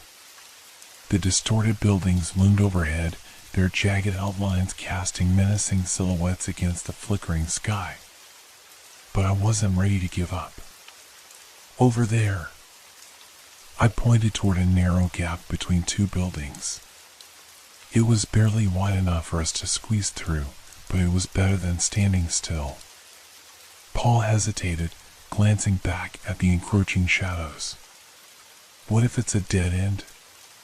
"We don't have a choice," I snapped, dragging him toward the gap. We squeezed through the tight space, the rough brick scraping against my shoulders. The whispers grew louder, almost deafening, as if the shadows were angry that we were slipping away. The alley opened into a courtyard, its center dominated by an old, rusted fountain. The water inside was stagnant, a sickly green that reflected the distorted light from above. "This doesn't feel right," Paul muttered, glancing around nervously. He was right again. The air here was heavy, oppressive, like it was charged with an unseen energy. The shadows hadn't followed us into the courtyard, but I could feel their presence just beyond the narrow gap, waiting. And then, the voice spoke again. "You cannot run forever." The sound came from everywhere and nowhere, vibrating through the air like a low growl. Paul backed toward the fountain, his hands trembling. "What do you want from us?" he shouted, his voice breaking. The air seemed to shift, the oppressive energy coalescing into a single point in front of us. Slowly, a figure began to take shape, a tall, humanoid silhouette, its edges flickering like static on a broken TV screen. It had no discernible features, just a void where a face should have been. But its presence was overwhelming, filling the courtyard with an unbearable sense of dread. I stepped forward, gripping the crowbar tightly in my hand. "Why are you doing this?" I demanded, my voice trembling. The figure tilted its head, as if considering my question. When it spoke, its voice was a chorus of whispers, layered and dissonant. "This is not your world." "What does that mean?" I shouted, frustration and fear boiling over. The figure didn't answer. Instead, it raised a hand, a long, claw-like appendage that seemed to shimmer in and out of existence. The shadows at the edge of the courtyard began to move again, closing in like a rising tide. Paul grabbed my arm. "We need to get out of here. Now." "There's nowhere to go," I said, my voice hollow. The figure stepped closer, its form becoming more defined with each passing moment. The whispers grew louder, a cacophony of voices that seemed to drill into my skull. And then I understood. This wasn't about escape. It never was. This thing, whatever it was, wanted something from me, something I didn't fully understand but could feel deep in my core. "Why me?" I asked, my voice barely audible over the noise. The figure stopped, its head tilting again. For a moment, the whispers ceased, replaced by a single, chilling word. "Remember." Images flashed through my mind, fragmented memories I couldn't place. A house, a darkened room, a figure standing in the doorway. The feeling of being watched, of something lurking just out of sight. And then it hit me. This wasn't the first time. I had been here before, in this warped, broken version of reality. I had faced this thing before. But I had forgotten. The realization brought a wave of terror and clarity. This was a cycle, a nightmare I couldn't escape. Every time, it pulled me back, stripping away pieces of my memory until I was left wandering, lost and afraid. "No," I whispered, shaking my head. "Not again." The figure stepped closer, its presence suffocating. Paul shouted something, but his voice was distant, like an echo in a vast cavern. The shadows were almost upon us, their inky tendrils reaching for my legs.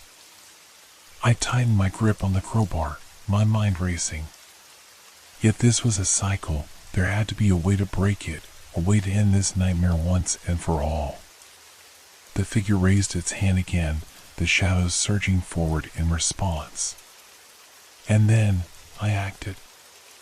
With every ounce of strength I had left, I swung the crowbar at the figure. The metal passed through its form, meaning no resistance, but the impact sent a shockwave through the courtyard. The shadows recoiled, their advance halted. The figure faltered, its form flickering like a dying flame. "Run!" I shouted to Paul, who didn't need to be told twice. We sprinted toward the far end of the courtyard, the whispers rising to a deafening roar behind us. The shadows surged forward again, but they were slower now, hesitant. Ahead, a faint light appeared, a doorway, its edges glowing with a soft, golden hue. "This way!" I yelled, dragging Paul toward the light. As we reached the doorway, I glanced back. The figure stood in the center of the courtyard, its form dissolving into the darkness. The whispers were a chaotic mess, but one word stood out, clear and sharp. "Return." We stepped through the doorway, and the world shifted. The oppressive weight lifted, replaced by the familiar sights and sounds of a bustling city street. Cars honked, people walked past, oblivious to the nightmare we had just escaped. Paul and I stood there, breathing heavily, trying to process what had just happened. But deep down, I knew it wasn't over. The cycle would continue. And next time, I might not escape.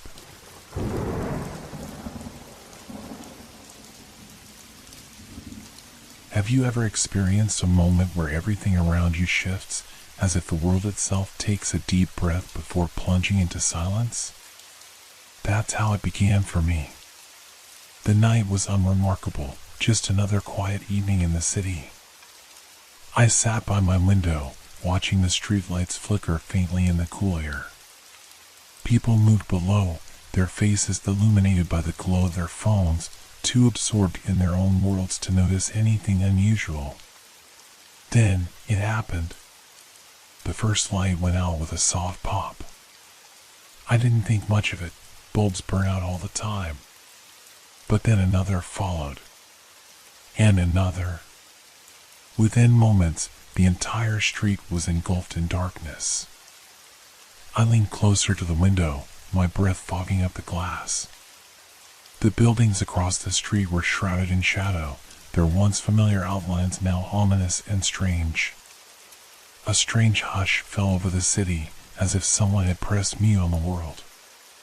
My phone screen glowed faintly in the dim room. I unlocked it, expecting a flood of notifications about the blackout. But there was nothing. No messages, no updates. Even the signal bars had disappeared. Great, I muttered, tossing the phone onto the couch. The silence was unsettling. I could no longer hear the hum of distant traffic or the chatter of late-night pedestrians. It was as if the city itself had vanished, leaving me alone in this pocket of darkness. I decided to check the hallway. Maybe the neighbors were experiencing the same thing. Grabbing a flashlight from the kitchen drawer, I opened the door and stepped into the corridor. The beam of light cut through the darkness, revealing scuffed walls and the familiar peeling wallpaper. But something felt off.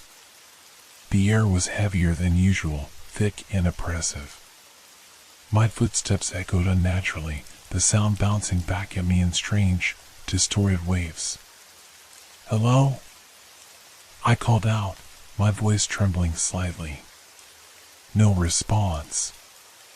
I knocked on the door of my neighbor, Mrs. Grant. She was always home, always watching her old black and white movies at full volume. But tonight, there was no sound coming from her apartment. "Mrs. Grant?" I tried again, louder this time. Still nothing. I turned the doorknob, half expecting it to be locked. To my surprise, it opened easily. The beam of my flashlight swept across the living room, revealing an untouched space. Her knitting lay on the armrest, a half-finished scarf trailing onto the floor. The TV was off, its screen reflecting the faint glow of my flashlight. It was as if she had simply vanished. A shiver ran down my spine. I backed out of the apartment, closing the door behind me. The corridor seemed darker now, the shadows pressing closer. I could feel the weight of the silence bearing down on me, amplifying every creak and whisper of movement. And then I heard it. A faint rustling sound coming from further down the hall. It was barely audible, like the sound of dry leaves brushing against each other. "Hello?" I called out again, my voice echoing unnaturally. The rustling stopped. My heart pounded as I took a step forward, the flashlight shaking slightly in my hand. The beam landed on a door at the end of the hall. It was ajar. I didn't recognize the apartment. I was sure it had always been empty, a storage unit or something. But now, the door hung open, revealing nothing but darkness beyond. Every instinct screamed at me to turn back, to return to the safety of my apartment and wait for the power to return. But something compelled me forward, a morbid curiosity I couldn't ignore. As I approached the door, the rustling started again, louder this time. It was rhythmic, like something or someone moving inside. I reached out, pushing the door open with trembling fingers.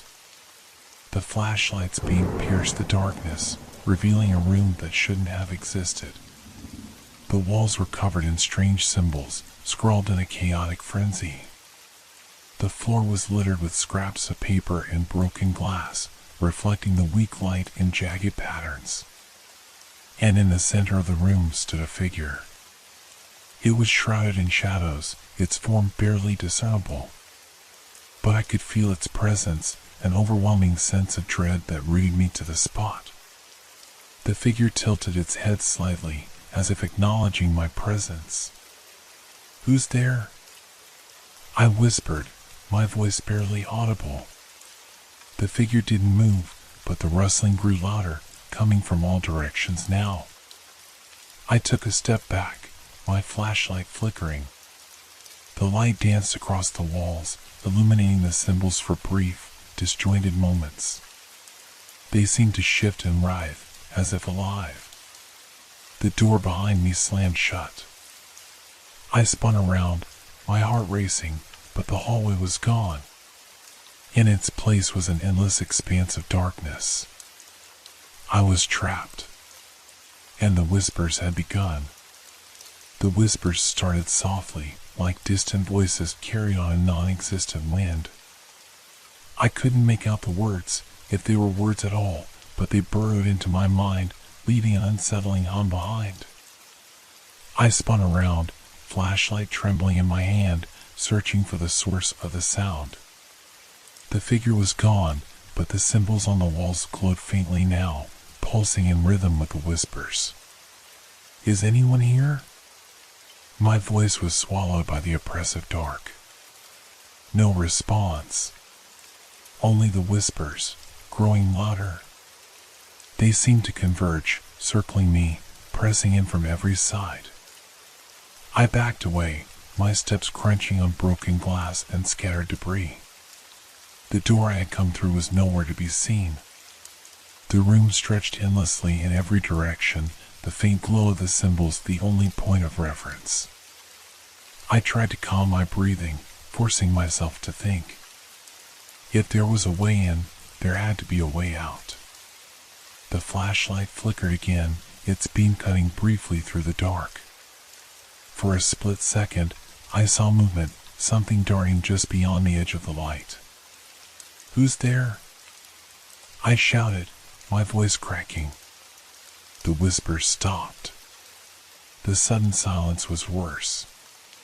It pressed against my ears, making my head throb. My instincts screamed at me to run, but where? There was no door, no window, no escape. And then, the ground shifted beneath me. I stumbled, falling to my knees as the floor seemed to ripple like water. The symbols glowed brighter, their patterns shifting and rearranging. I reached out, my fingers brushing against the strange marks. They were warm to the touch, pulsing like a heartbeat. A voice broke the silence, clear and distinct, cutting through the whispers that had returned. "Leave." It wasn't a suggestion. I scrambled to my feet, my flashlight casting wild, erratic beams across the walls. The symbols pulsed faster now, the whispers growing frantic. The floor beneath me felt unstable, as though it might collapse at any moment. "I don't know how to leave," I shouted, my voice echoing unnaturally in the vast, dark space. The ground heaved again, throwing me off balance. I landed hard, my flashlight slipping from my grasp. It rolled away, its beam dimming as it came to rest near one of the walls. In the faint light, I saw them. Figures. Dozens of them, barely visible in the shadows, their forms shifting and flickering like static. They stood motionless, their heads tilted at unnatural angles, watching me. I froze, my breath caught in my throat. The whispers grew louder, more insistent, but I couldn't tear my eyes away from the figures. One of them stepped forward. Its movement was jerky, as though it were a puppet being dragged by invisible strings. Its face was obscured by shadow, but I could feel its gaze boring into me. "Why are you here?" the voice from before demanded, louder this time. It seemed to come from everywhere and nowhere all at once. I don't know," I stammered, backing away. My foot caught on something, and I fell again, my hands scraping against the rough floor. The figure took another step closer, its form shifting and warping as it moved. The others remained still, their presence a suffocating weight in the room. The voice spoke again, its tone colder now. "You should not be here." The floor beneath me began to crack, thin lines of light seeping through the fractures. The room seemed to tilt, the walls closing in. The whispers were deafening now, a cacophony of voices overlapping and colliding.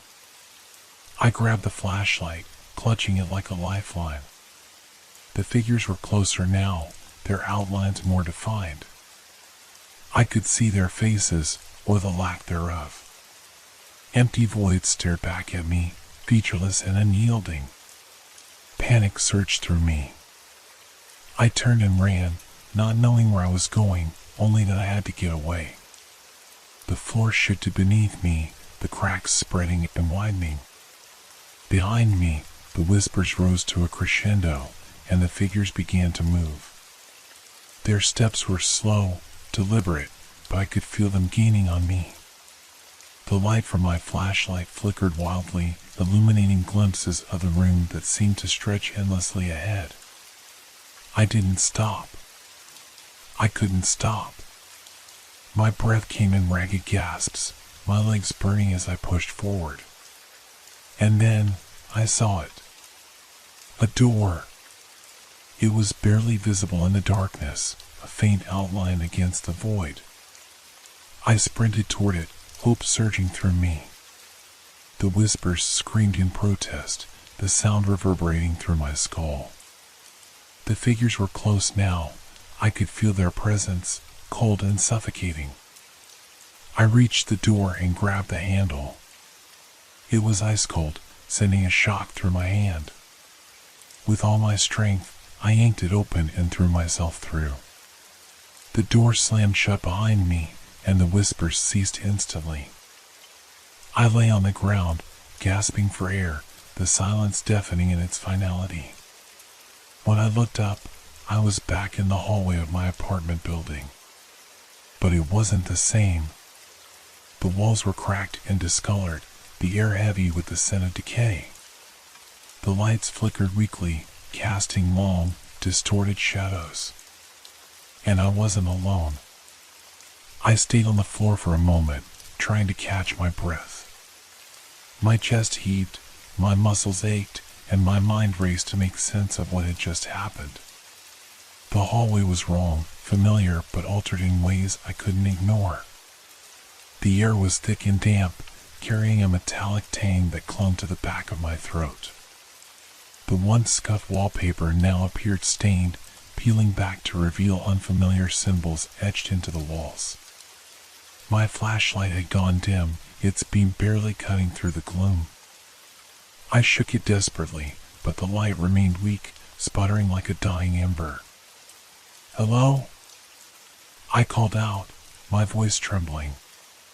A soft sound answered me, a faint, rhythmic tapping coming from the far end of the corridor. I froze, straining to see through the darkness. A shape shifted at the edge of the dim light, a figure barely visible against the gloom.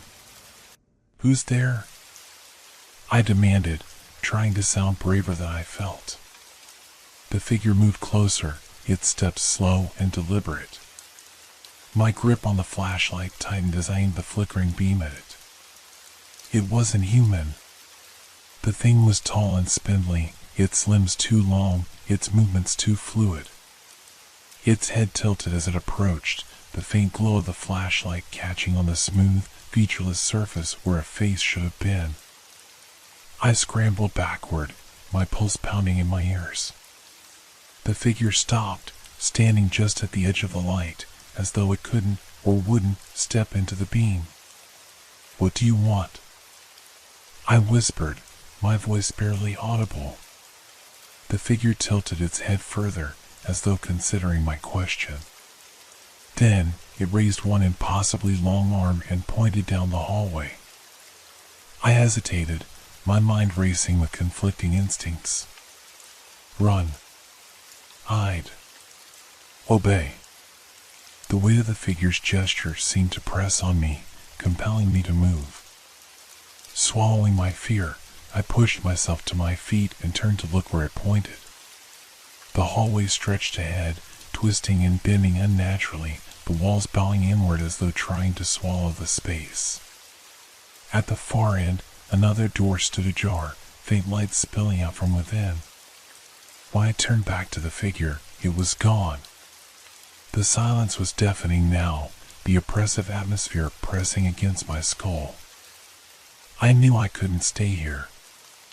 Whatever was in that room, it was the only way forward or out. I started walking, each step echoing unnaturally in the warped space. The symbols on the walls seemed to writhe and shift as I passed, their shapes twisting into patterns that made my eyes ache. The door loomed closer, the light spilling from it brighter now, casting long, jagged shadows across the floor. As I reached it, I hesitated, my hand hovering over the doorframe. Beyond the threshold, the room was bathed in an otherworldly glow, the source of which I couldn't see. The walls were covered in mirrors, tall, narrow panes that reflected the room from impossible angles. And in the center of the room stood another figure. This one was different. Smaller, more human-like. Its back was to me, its posture hunched and rigid. I couldn't tell if it was alive or a mannequin posed in a grotesque imitation of life. "Hello?" I called out softly. The figure didn't move. I stepped inside, my feet crunching on shattered glass that littered the floor. The sound seemed to echo endlessly, bouncing off the mirrored walls and amplifying into a cacophony. As I approached the figure, its head twitched slightly, a sudden, jerky motion that sent a shiver down my spine. "Are you okay?" I asked, my voice barely audible over the pounding of my heart. The figure straightened slowly, its movements unnatural and stilted. It turned its head toward me, revealing a face that was almost human, almost. The features were blurred, like a reflection in water disturbed by a ripple. Its eyes were hollow, dark voids that seemed to draw me in. It opened its mouth, and a sound emerged, a distorted, garbled noise that sent chills racing down my spine. "Why did you come here?" it asked, the words fragmented and broken, as though spoken through static. "I don't know," I admitted, my voice shaking. "I didn't mean to." The figure tilted its head, its expression unreadable. "You cannot leave," it said simply. My stomach dropped. "There has to be a way," I insisted, my voice rising in desperation. The figure didn't respond. Instead, it raised a hand and gestured to the mirrors around the room. I turned to look, my breath catching in my throat. The reflections in the mirrors didn't match reality. In one, I saw myself standing alone in a decayed version of my apartment, the walls crumbling and the windows shattered. In another, I was running through an endless maze of dark corridors, pursued by shadowy figures. And in the largest mirror, I saw the room I was standing in, but it was filled with dozens of figures, all identical to the one before me, their empty eyes fixed on me. The reflections moved closer, their forms pressing against the glass as though trying to break through. The figure in the room with me spoke again, its voice softer now, almost pitying. "You belong here." I stumbled back, shaking my head. No, I don't." The mirrors began to crack, thin lines spreading across their surfaces. The figures inside pushed harder, their distorted forms twisting and writhing. The light in the room pulsed, growing brighter and brighter until it was blinding. I covered my eyes, the heat of the light searing against my skin. And then, everything went dark. When I opened my eyes, the darkness wasn't as complete as before. A dim, gray light filtered through an unseen source, illuminating the room just enough to show that I was no longer surrounded by mirrors. I was back in my apartment, or some distorted version of it. The furniture was there but broken, warped into unnatural shapes. The walls bulged inward, pulsing like something alive. The air was damp and heavy, carrying a faint metallic tang that made me nauseous. I stood cautiously, my legs trembling beneath me. Was it a dream? I whispered aloud, though the answer felt obvious. Nothing about this felt like a dream. The silence was oppressive, broken only by the faint sound of dripping water. I moved toward the window, hoping to see the street outside, to find some clue that I was still in the world I knew. But the window wasn't a window anymore. Instead of glass, there was a solid, black void, an emptiness that seemed to absorb the light around it. I reached out, hesitating for a moment before letting my fingers graze its surface. It was cold, unnaturally so, and sent a jolt up my arm that made me pull back. "Don't touch it." The voice came from behind me, low and strained. I spun around, heart pounding, to see a man standing in the doorway. He looked disheveled, his clothes torn and dirty, his face pale and gaunt. "Who are you?" I asked, backing away instinctively. He raised his hands in a gesture of peace. "I'm like you. Trapped." "Trapped where? What is this place?" He shook his head, his expression grim. "I don't know. It looks like our world, but it's not. It's between. A shadow of what was." The words sent a chill through me. "How do we get out?" "I've been trying to figure that out for weeks," he said, stepping closer. His eyes darted nervously toward the walls, as if expecting something to emerge from them. "But every time I think I've found a way, they stop me." "They?" He hesitated, his face tightening with fear. "The shadows. The things that move in the dark. They're everywhere. Watching. Waiting." As if on cue, the room darkened slightly, the gray light dimming. A low hum began to fill the air, growing steadily louder. "They're coming," he whispered, his voice trembling. "We need to move." I followed him without question, my fear overriding any lingering doubts. We stepped into the hallway, which stretched endlessly in both directions, the doors on either side warped and twisted. "Stay close," he instructed, glancing over his shoulder. "And whatever you do, don't stop." We started walking, the hum growing louder with every step. Shadows danced along the walls, shapes that didn't belong. I tried to ignore them, focusing on the man in front of me. "What's your name?" I asked, my voice barely above a whisper. "Ethan," he replied. "Yours?" I hesitated. My name felt distant, almost foreign, as if it didn't belong to me anymore. "Alex," I said finally. Ethan nodded but didn't say anything else. The hum was almost deafening now, vibrating through the walls and floor. The shadows grew more distinct, humanoid shapes that flickered and pulsed. "Don't look at them," Ethan said sharply, noticing my gaze. "They'll see you if you look too long." I forced my eyes forward, my heart racing. Ahead, the hallway began to change.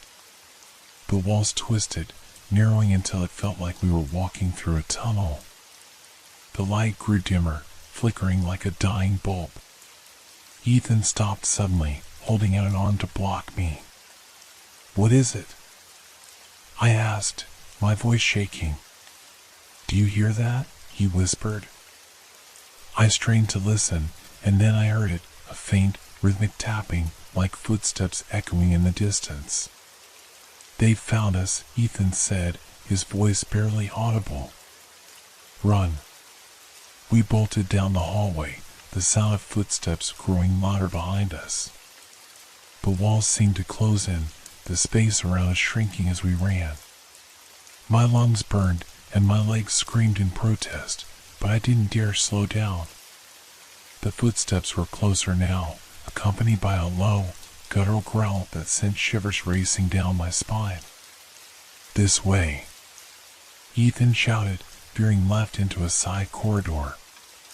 The hallway opened into a larger room, its ceiling impossibly high, disappearing into darkness. Symbols covered the walls, glowing faintly, their light casting eerie shadows across the space. Ethan stopped in the center of the room, his chest heaving as he caught his breath. "What now?" I asked, my voice trembling. He didn't answer, his eyes fixed on the walls. The symbols began to shift and writhe, their glow intensifying. The air grew heavy, pressing down on us like an invisible weight. "They're here," Ethan said, his voice barely audible. I turned to look and froze. The shadows had followed us into the room, their forms more defined now. They surrounded us, their movements slow and deliberate, their hollow faces fixed on us. "There's no way out, is there?" I asked, my voice barely a whisper. Ethan didn't respond. He simply stared at the shadows, his expression one of resignation. The shadows closed in, their forms flickering and distorting. The symbols on the walls pulsed faster, casting the room in a dizzying strobe of light and dark. And then, everything stopped. The shadows froze in place, the light from the symbols fading to nothing. The room was plunged into darkness, the silence so complete it felt deafening. And then, a voice spoke. "You cannot escape what you are." The words echoed in the void, filling the space with their weight. Before I could respond, the floor beneath me gave way, and I fell into the darkness below. The fall seemed endless. I tumbled through the void, weightless and helpless, the air around me thick and cold. My screams were swallowed by the darkness, leaving only silence in their wake. When I finally hit the ground, it wasn't with the impact I expected. The surface beneath me was soft and yielding, like stepping into wet sand. I struggled to my feet, my body trembling, and looked around. The void wasn't empty anymore. Faint shapes emerged from the darkness, jagged and abstract, like fractured pieces of a puzzle. They hovered in the air, their edges glowing faintly, casting strange shadows across the ground. And then I noticed the whispers. They were faint at first, like the rustle of leaves in a distant forest. But as I moved, they grew louder, more distinct. Voices overlapping in an unintelligible chorus, speaking words I couldn't understand. "Ethan?" I called out, my voice cracking. There was no response. I took a cautious step forward, my feet sinking slightly into the strange ground. The whispers followed me, growing louder with every step. The shapes around me began to shift, moving closer, their jagged edges cutting through the air like blades. I turned to run, but the ground beneath me shifted, pulling me off balance. I fell again, landing hard on my hands and knees. When I looked up, I saw something that made my breath catch in my throat. A figure stood before me, its form shrouded in shadow. Unlike the others, this one felt solid, its presence heavy and oppressive. It didn't move, didn't speak, but I could feel its gaze on me, an invisible weight pressing against my chest. "What do you want?" I whispered, my voice barely audible. The figure didn't respond. Instead, it raised an arm and pointed behind me. I turned slowly, my heart pounding. The shapes in the void had rearranged themselves, forming a pathway that stretched into the distance.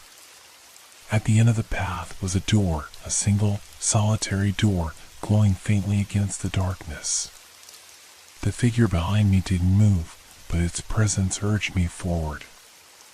I stood on shaky legs and began to walk toward the door, the whispers growing louder with every step. As I approached, the door seemed to pulse with light, its surface covered in symbols that shifted and writhed like living things. My hand trembled as I reached for the handle. The moment my fingers touched the door, the whispers stopped. The silence was deafening, pressing against my ears like a physical force. I hesitated, my mind racing with doubt and fear. But there was no turning back now. I opened the door. The light on the other side was blinding, forcing me to shield my eyes. When it faded, I found myself back in my apartment, or what was left of it. The room was empty, the furniture gone, the walls bare. The air was cold and still, carrying a faint, metallic tang. I stepped inside cautiously, my footsteps echoing unnaturally in the empty space. "Is it over?" I whispered to myself, the sound of my voice strange in the silence. But deep down, I knew the answer. The shadows weren't gone.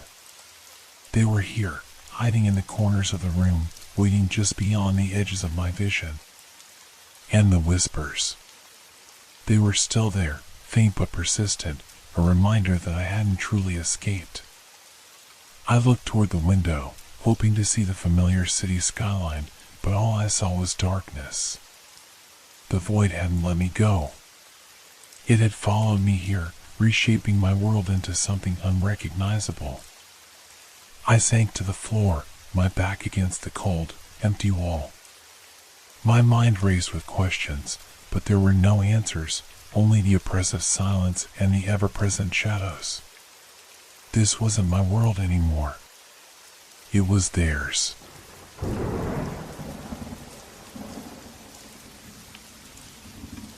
What would you do if you heard a scream in the middle of the night? Would you open the door? Would you ignore it? That question haunted me the first time I heard it. It was past midnight, and the city was unnaturally quiet. I had just turned off the TV and was heading to bed when it happened, a long, piercing scream that echoed through the hallway outside my apartment. I froze. The scream wasn't like anything I'd ever heard before. It was sharp, filled with raw emotion, but it wasn't entirely human. There was something off about it, something that made the hairs on the back of my neck stand up. I stepped closer to the door, my bare feet silent against the cold floor. Pressing my ear to the wood, I listened intently. At first, there was only silence, but then it came again, this time quieter, almost like a whimper. "Hello?" I called out hesitantly, my voice cracking. No response. I reached for the doorknob but stopped myself. A strange sense of unease washed over me, a gut feeling that warned me not to open it. Instead, I peered through the peephole. The hallway was empty. The dim light from the overhead bulbs flickered slightly, casting shifting shadows along the walls. I scanned the corridor, looking for any sign of movement, but there was nothing. And yet, I couldn't shake the feeling that I was being watched. I stepped back from the door, my mind racing with questions. Should I call the police? But what would I tell them? That I heard a strange noise and didn't see anything? The scream came again, louder this time, closer. I jumped, my heart pounding in my chest. It sounded as though it was right outside the door now, just inches away from where I stood. My hand trembled as I reached for the chain lock. Slowly, I slid it into place, securing the door. I didn't sleep that night. The following day, I tried to convince myself it had been a dream, or maybe some prank played by a restless neighbor. But the memory of that scream lingered, gnawing at the edges of my thoughts. I avoided the hallway as much as possible, taking the stairs instead of the elevator, and keeping my head down while I passed my neighbors. None of them seemed to notice anything unusual. But then it happened again. This time, I was wide awake, sitting at my kitchen table with a cup of tea. The scream was shorter, but just as chilling. It sounded desperate, as though someone, or something, was pleading for help. I stood, my chair scraping loudly against the floor. "Who's there?" I shouted, my voice shaking. The scream stopped abruptly, leaving a heavy silence in its wake. I didn't approach the door this time. Instead, I turned on every light in the apartment, trying to banish the growing sense of dread that filled the room. For hours, I sat in my living room, staring at the door, waiting for something to happen. But nothing did. When the sun finally rose, I felt a brief moment of relief. But it didn't last. As I stepped out into the hallway, I noticed something strange. A single scratch ran down the length of my door, thin and jagged, as though made by a claw. My stomach turned.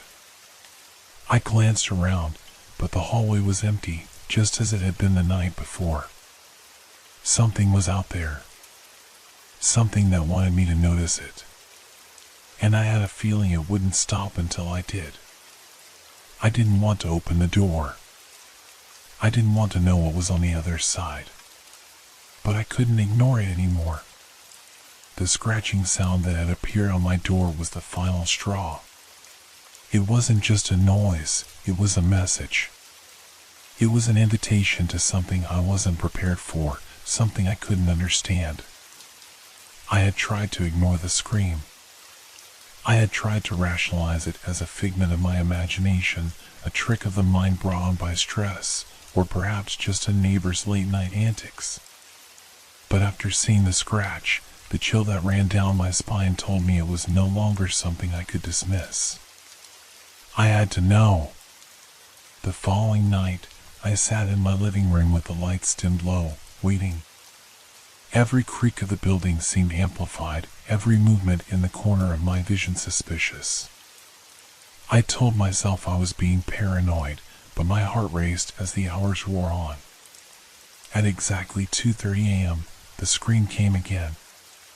It was louder this time, more desperate. It was close, closer than before. My hands gripped the armrests of the couch, my breath shallow. I had to go.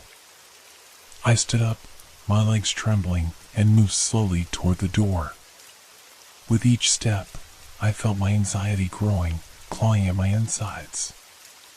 I wasn't ready for whatever lay on the other side.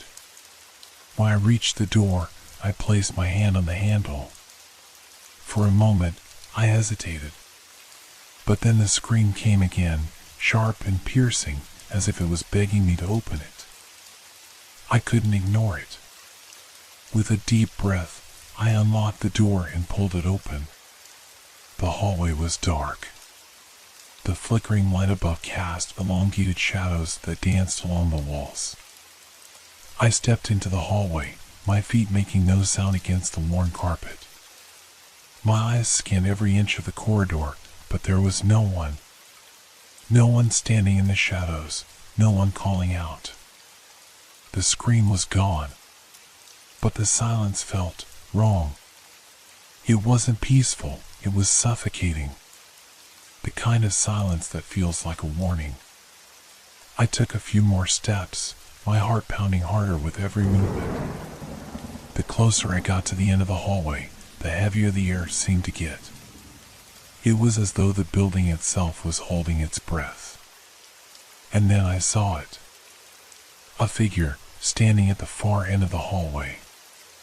It was barely visible, just a silhouette against the dim light. The shape was hunched, unnaturally so, and its limbs seemed to twitch in odd, jerky movements. I froze. The figure didn't move. It just stood there, facing me, unmoving. The silence between us felt thick, as though something unspoken was passing through the air. Suddenly, the figure let out a sound.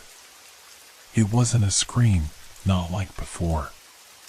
It was a rasping noise, almost like someone struggling to breathe. The figure tilted its head. I couldn't see its face, but I could feel its gaze on me. It was watching me. My legs felt like they were made of lead, rooted to the spot, unwilling to move. I could feel my breath quicken, my heart hammering in my chest. And then, before I could react, the figure disappeared into the shadows, like it had never been there at all. I stood there, trembling, staring into the empty hallway. The silence returned, and with it, a growing sense of dread. What had I just seen? Was it real? I wanted to run back into my apartment, lock the door, and pretend nothing had happened. But I couldn't. Something about that moment, that presence in the hallway, made me feel like I was being drawn deeper into something I didn't understand. I took a few cautious steps forward, my eyes scanning every corner of the hallway. There was no trace of the figure. No sign that it had ever been there. But as I reached the end of the corridor, I noticed something strange. A door that I knew was always locked, the storage closet at the far end, was now slightly ajar. A faint light leaked from within. I didn't have to think twice. I knew I had to go in. The light from the storage closet flickered erratically, casting long, eerie shadows on the walls. I stood frozen in the middle of the hallway, staring at the sliver of illumination that bled out from the crack in the door. It felt wrong, unnatural, and I could feel a knot tightening in my stomach. I knew I should leave. I should return to the safety of my apartment, lock the door, and pretend none of this had ever happened. But something inside me, the same voice that had drawn me out of my apartment in the first place, compelled me to move closer. Each step toward the closet felt heavier than the last. The air around me seemed to thicken, like it was pressing against my chest. The silence was suffocating, but there was something more to it now, something that made my skin crawl. I reached the door, and my hand hovered over the handle. The faint rasping sound from earlier echoed in my mind, and my heart skipped a beat. Was it the same figure from before? Was it waiting for me inside? I tried to calm myself. I took a deep breath and grabbed the handle. It turned with ease, and the door creaked open. The light inside the closet was dim, but it illuminated enough for me to see the shelves stacked with old, dusty boxes and forgotten trinkets. But what caught my attention was what lay at the far corner of the room. A figure, hunched and motionless, sat against the wall, facing away from me. It was the same twisted posture I had seen in the hallway, the same unnatural stillness. My stomach twisted with dread. I couldn't tell if it was human or something else entirely. Its body seemed wrong, too still, too silent. It didn't breathe or move, yet it was there. I took a cautious step inside, my pulse racing. The door behind me clicked shut without my realizing it. The room suddenly felt smaller, more suffocating. The figure remained motionless, but I couldn't help but feel that it was aware of me, that it was waiting for me to make the next move. I slowly moved closer, my breath shallow and uneven. Then, the figure twitched. I froze. It was just a slight movement, but it was enough to send a wave of panic through me. I backed away, but the movement was followed by another. The figure slowly turned its head, a grinding sound echoing from its neck. And then I saw its face. It wasn't a face at all. At least, not in the way I understood. It was smooth, featureless, an empty void where eyes, nose, and mouth should be. It was like staring into an abyss. I stumbled back, gasping for air. My mind was racing, but my body refused to move. The figure's head tilted unnaturally, as if studying me, waiting for something.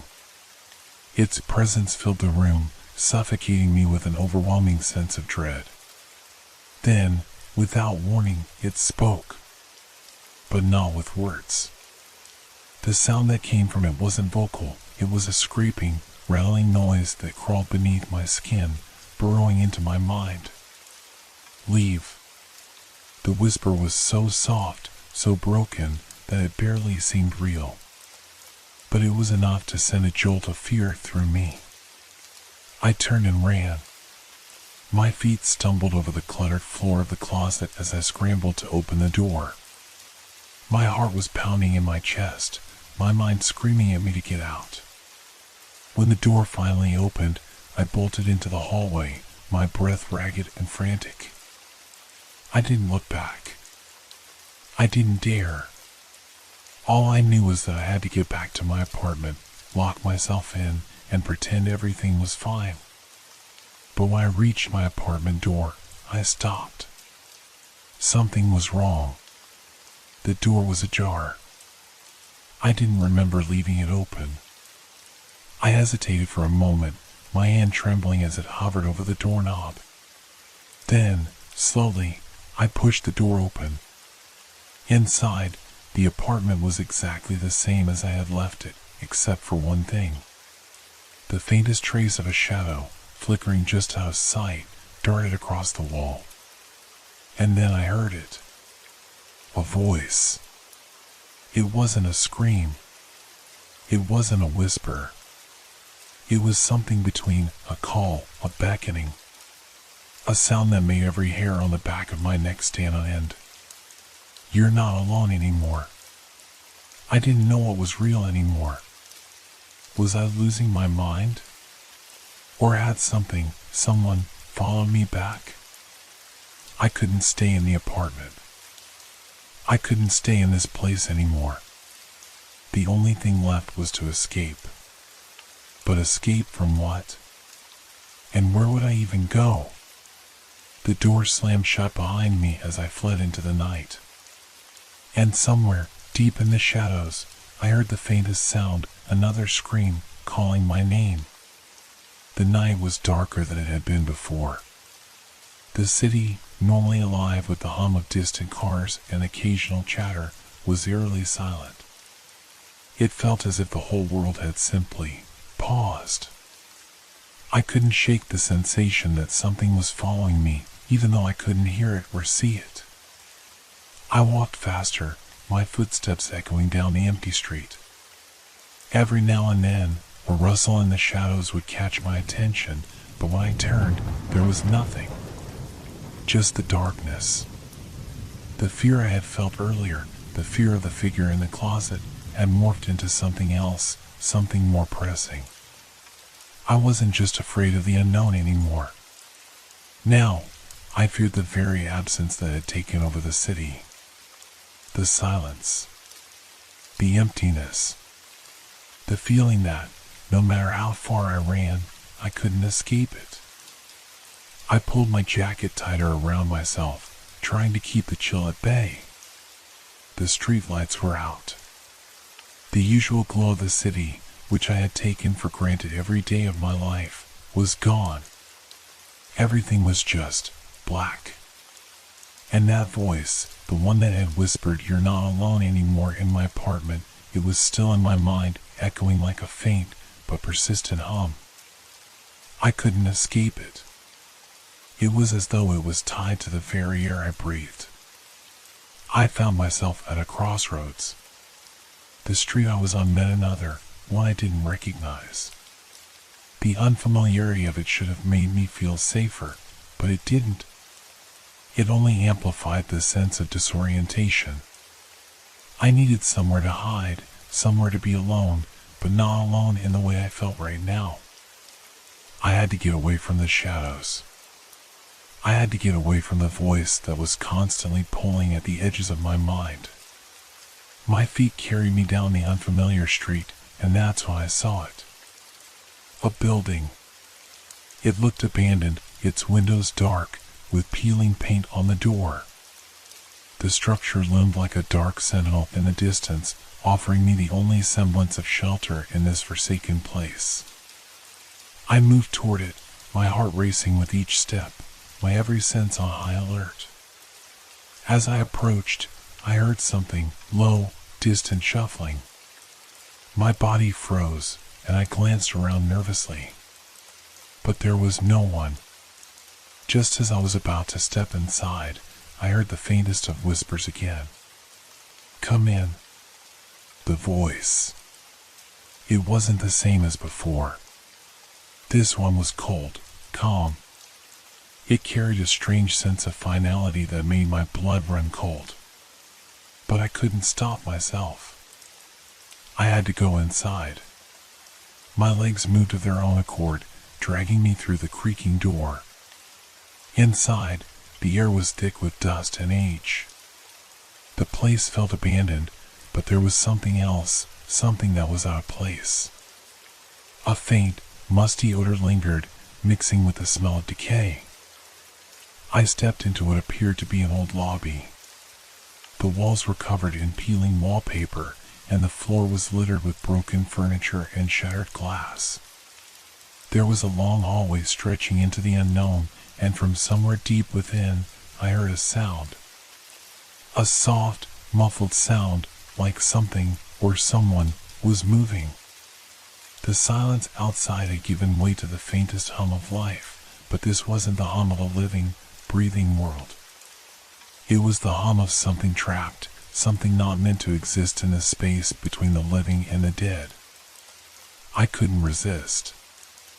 I had to know what was causing it. I moved deeper into the building, every step heavier than the last, each sound I made amplifying in the stillness.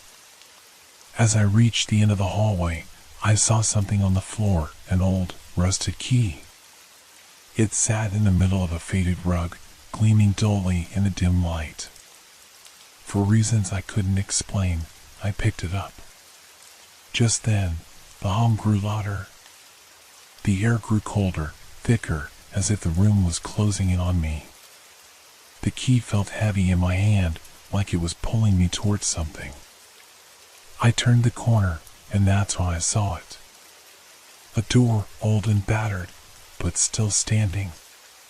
The key fit perfectly into the lock. I didn't question it. I didn't even think twice. I just turned the key, and the door creaked open. Beyond it was nothing. A void. A space that didn't belong to the world I knew. It was dark, but not in the way a room should be. It was an emptiness so profound that it swallowed all light and sound. The walls, if there were any, were too far away to see.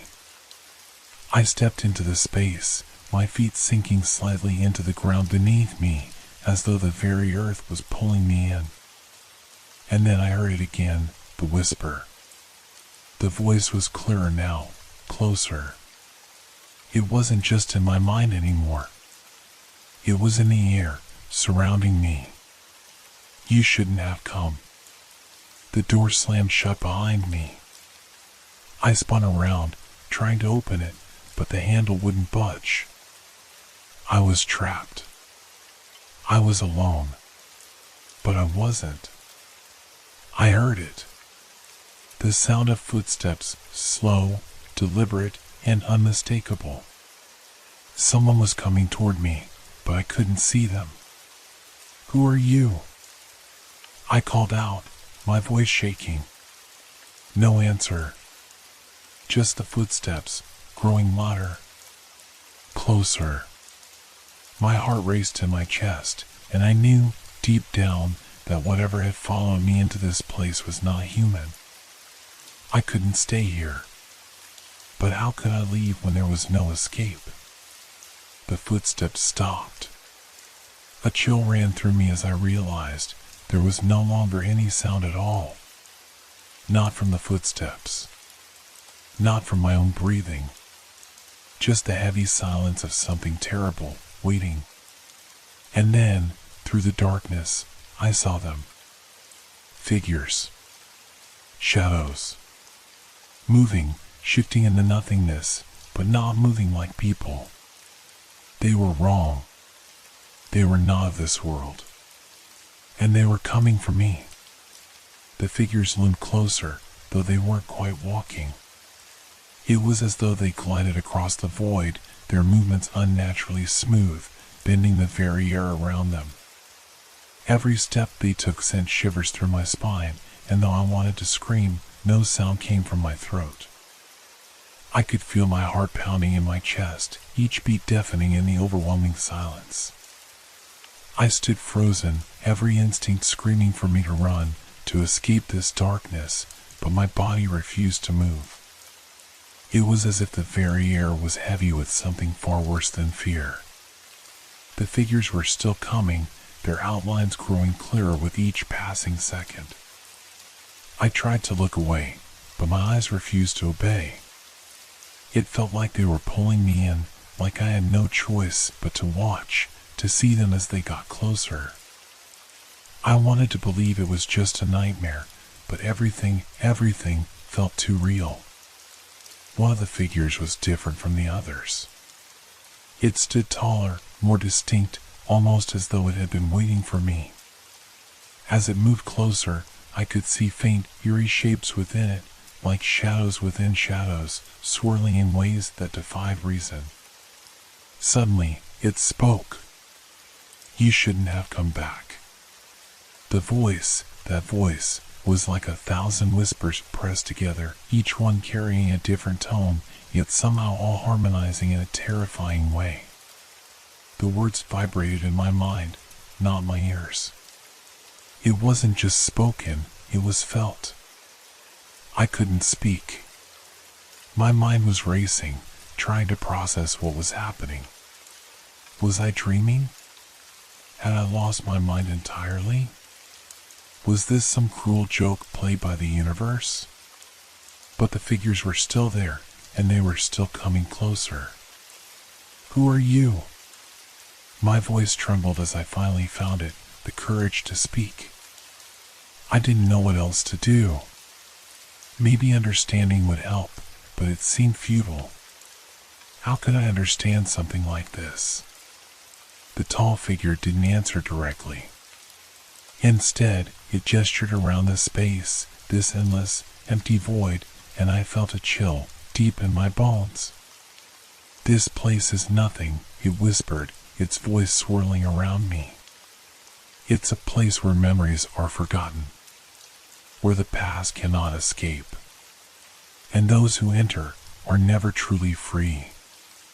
The words were like chains, binding me in place, the meaning seeping into my skin, my soul. I could feel them wrapping around me, tightening, squeezing the air from my lungs. I gasped for breath, my vision blurring, my body shaking violently. I could see the others now. The figures were not just shadows, they were memories, fragments of things that no longer belonged to this world. Some of them were humanoid, others twisted, warped. They weren't alive, not in the way we understand life. "This is your fate," the tall figure continued, stepping closer, its shadow stretching unnaturally across the void. "You are part of it now." I stumbled backward, my feet sinking into the soft ground beneath me, but there was nowhere to go. The endless expanse of nothingness surrounded me. The door, the way I had entered, was gone. I was trapped in this place with these creatures, these memories. The fear that had haunted me before, the voices in the darkness, had only been a prelude. Now, I was at the mercy of whatever this place was, whatever these figures wanted from me. I couldn't move, couldn't speak. It was as if the very fabric of reality had been torn away, and I was suspended in something far worse than death. "What do you want from me?" I managed to whisper, though it felt like the words had been ripped from my throat. The figure tilted its head, its shape shifting, bending in ways that were utterly unnatural. "You are the one who called us," it murmured. "You invited us. The scream behind your door, the call for attention. That is what brought us here." My heart dropped. It was the scream, the one I had heard behind the door, the one I had thought was just my imagination, just some passing nightmare. But it was real. It had been real all along. And now I had unknowingly summoned this darkness. I wanted to scream, to run, but the words got caught in my throat. The figures were all around me now, circling, pressing in, their presence like a weight, crushing every part of me. The silence pressed in on me from all sides, suffocating me. And then, as if to seal my fate, the tall figure spoke one final time. Now you will see. Now you will understand. Suddenly, the void around me cracked open like glass shattering. Light, bright, searing, blinding, poured through the cracks, but it wasn't the light I had known. It was a strange, unnatural glow, and in its illumination, I saw the true horror of this place. The figures, the memories, were not just shadows. They were pieces of people. Pieces of those who had been lost, forgotten. They weren't trying to hurt me. They were trying to make me see. They wanted me to understand what I had awakened. And as the light blazed around me, I realized with a sickening twist in my stomach that I hadn't just been brought here. I had become part of them.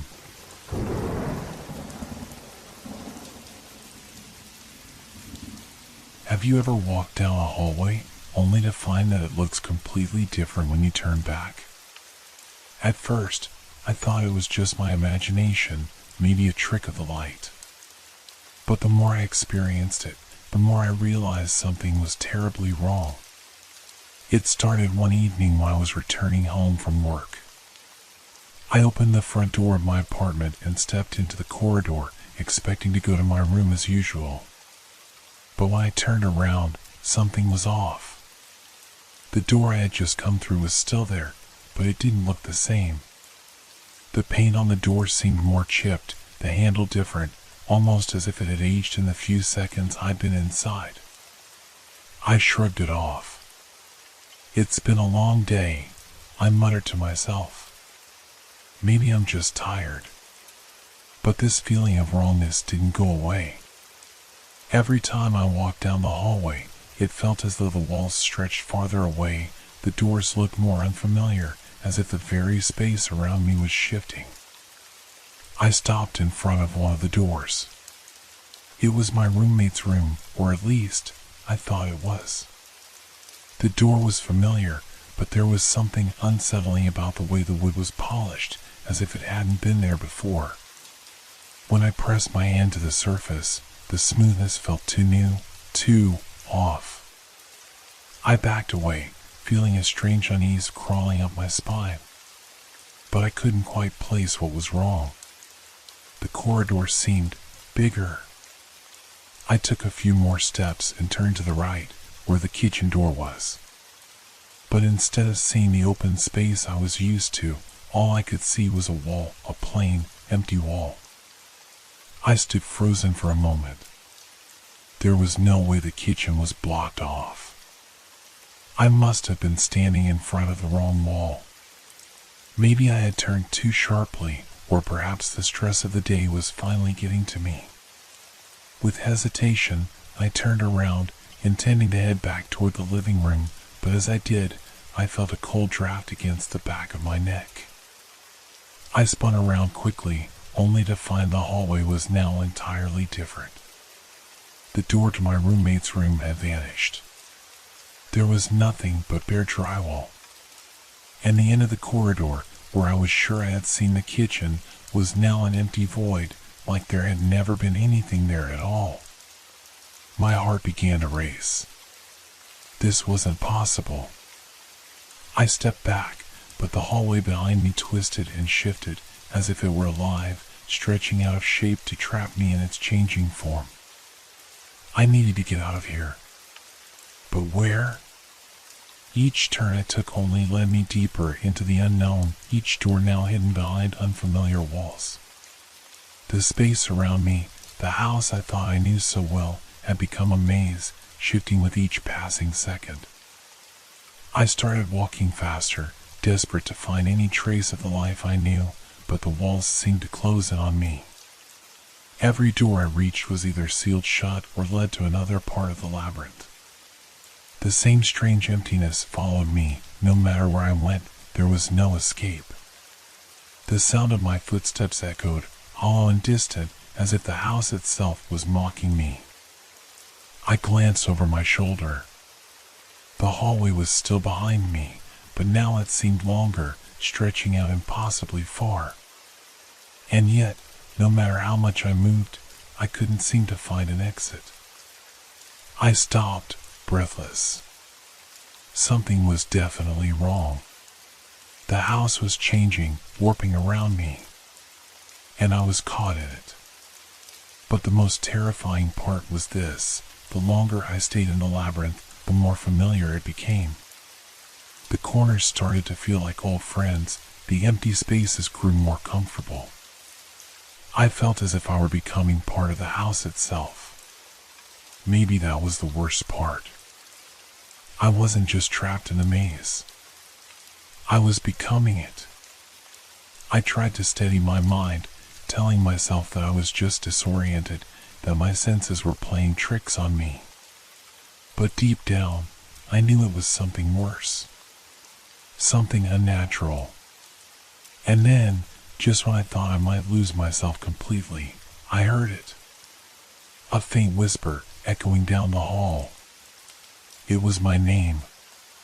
And for a split second, I thought I saw a shadow moving at the edge of the corridor.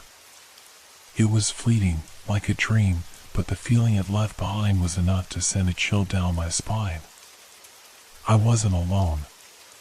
Someone was here with me. That thought anchored me, giving me the will to push forward again. I turned and started walking, trying to ignore the whispering voices in the distance. Each step felt heavier. My heart thundered in my chest, every beat a reminder of how trapped I really was. The longer I stayed in this house, the more I felt the labyrinth tightening its grip around me. I couldn't remember how long I had been lost, but it felt like time had no meaning anymore. Each corridor was a mirror of the last, each door an illusion. And with every turn, I couldn't shake the feeling that I was being watched by something that understood me better than I understood myself. Something that was now a part of this house. Was it the house changing? Or was it me? I didn't know. I wasn't sure anymore. But one thing was clear: I had to find a way out before the house decided I was the maze. The whisper didn't stop. It lingered in the back of my mind, soft and insistent, as if it were breathing down my neck. It wasn't just a voice, it was a presence, something that thrived in the dark corners of my house. Something that was waiting. I kept walking, even though my legs felt heavier with each step. The walls around me seemed to pulse, breathing in sync with my racing heart. Every turn I took only led to more confusion. The once familiar doors were now indistinct, their features blurred, as though the house itself was trying to obscure its own identity. Each new hallway looked almost the same as the last, only with subtle differences. One wall slanted slightly, the baseboard scratched more than usual, the floor creaked underfoot like it was protesting my presence. The further I went, the more the house seemed to pull me deeper into its maze. My sense of direction disappeared. I couldn't remember which way I had come from or where I had been headed. There was only one direction now, forward. I tried to steady my breath, pushing aside the panic that crept up on me. But my mind kept returning to the whisper, the voice calling my name. It wasn't friendly. It wasn't comforting. It was as if the house itself had adopted some twisted, mocking tone. "Why don't you come closer?" The thought cut through me as though it had been spoken aloud. I turned quickly, but there was nothing behind me, just the endless stretch of hallway, shrouded in shadows that seemed to move with a life of their own. My fingers grazed the wall as I stumbled forward. The surface was cool, but under my touch, the texture seemed to shift, almost as if the material was alive. I recoiled, but my feet kept moving, dragging me forward against my will. There had to be a way out. There had to be. I wasn't going to let this house consume me. I wasn't. The air was thick, heavy with an unnatural stillness.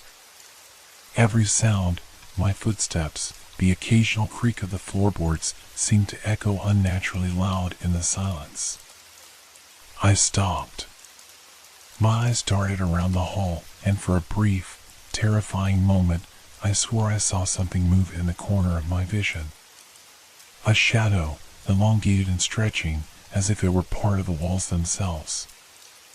I turned quickly, heart thumping, but when I looked, there was nothing. Yet the sensation remained. Someone was watching me. Or rather, something. I forced myself to take another step forward, but the walls around me seemed to shift once again, and the hallway twisted into a new direction. It wasn't just the walls that had changed. The air felt colder now, oppressive. The temperature dropped drastically in a matter of seconds, and my breath came out in sharp, visible clouds. I had to keep moving. I couldn't stay in one place for too long. Suddenly, I heard a faint scratching sound. It started distant, like it was coming from behind one of the walls. I froze, my blood running cold. It was faint at first, just a quiet, unnerving scrape, like claws dragging across the surface of the drywall. But then the sound grew louder. It was unmistakable now. Something was moving behind the walls. The scratching grew sharper, more frantic, as if whatever it was couldn't get out fast enough. I didn't want to stay and find out what was behind the walls. But where could I go? Every corner I turned only led deeper into the house. There were no windows to escape through, no exits, just more dark corridors that stretched infinitely into the unknown. I began to move faster, practically running now, hoping to outrun whatever was lurking in the shadows. But the labyrinth was relentless. As I rounded another corner, I saw it. A door, an old, wooden door that I swore had not been there before. It was different from the others. The wood was darker, older, with strange symbols etched into its surface. It pulsed with a faint light, a soft glow that seemed to beckon me closer. I approached it slowly, almost hesitantly, but the closer I got, the more the whispering grew louder. It was right behind me now, in my ear, echoing off the walls. Open the door. I couldn't resist. The pull of that voice, the promise of what lay beyond, was too strong. Without thinking, I reached out and grabbed the handle. The moment I touched it, a jolt of cold shot through my hand, numbing my fingers. The door creaked open, and I stepped inside, my heart hammering in my chest.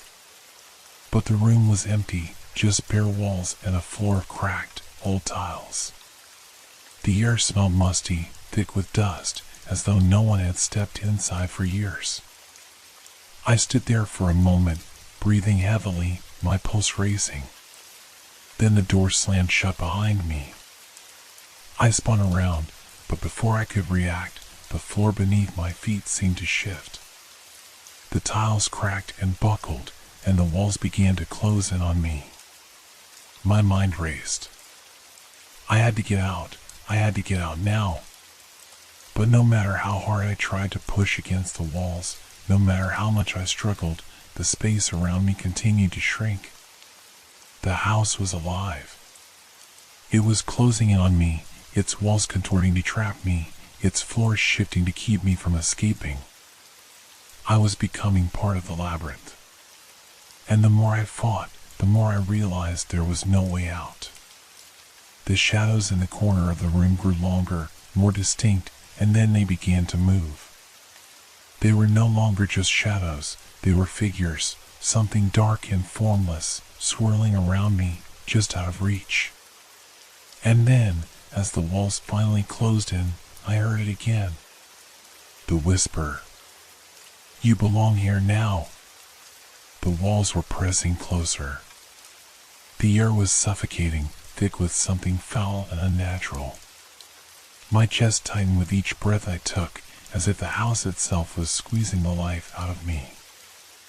I fought against the crushing weight, pushing back with all my strength, but the walls never stopped, relentless, closing in inch by inch. And then, everything stopped. The walls froze mid-press, suspended in an eerie stillness. The ground beneath my feet no longer shifted. I couldn't hear my breath anymore, couldn't feel the tremor of my pulse. The whole house had gone silent, unnervingly silent. The shadows stopped moving, the whispering ceased. I stood there, paralyzed. A heavy sense of dread began to fill the void left by the silence. My eyes darted across the room, searching for something, anything, to explain the sudden stillness. It was then that I noticed the door again, the one I had entered from. It was still there, standing open now, its cracked surface revealing nothing but blackness beyond it. I could barely see the edges, as though the doorway led to an abyss. But it was there, an escape. I took a tentative step toward it, my body tense, every nerve screaming at me to run. But with each step I took, the shadows in the room seemed to follow. They moved, not like living things, but like a thick mist creeping along the edges of the walls, their presence becoming more oppressive the closer I got to the door. The darkness seemed to pull at me, urging me to stay, to forget the doorway. But my hand had already reached out, trembling, for the frame. The coldness of it sent a shiver down my spine, and I hesitated for a moment, uncertain if I was making the right choice. Suddenly, the door slammed shut.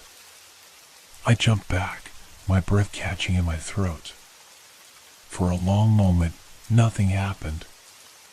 I stood still, not daring to move, as the shadows in the room seemed to grow darker, thicker, swirling like smoke in the corners of my vision. And then, just when I thought I might be imagining it all, I heard a sound, a faint tapping. It was coming from the walls again. I turned toward it, and to my horror, the walls were no longer still. The tapping grew louder, more insistent, like fingernails scratching against the surface of the drywall. It wasn't just a sound now, it was a rhythm. A beat. I took a step back, my heart racing. The scratching was growing louder, closer, faster. And then, through the silence, a voice echoed, distant and muffled, but clear. You should never have opened the door. My skin went cold as I realized the voice was not just a whisper, not just a sound, it was coming from inside the walls. I stumbled backward, the realization hitting me like a tidal wave. This house wasn't just alive, it was aware. And it had been waiting for me, drawing me into its web. The walls, the floors, the very air I was breathing, they weren't just structures.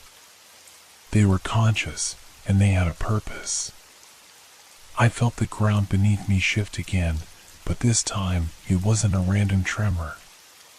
It was deliberate. The room was no longer a room.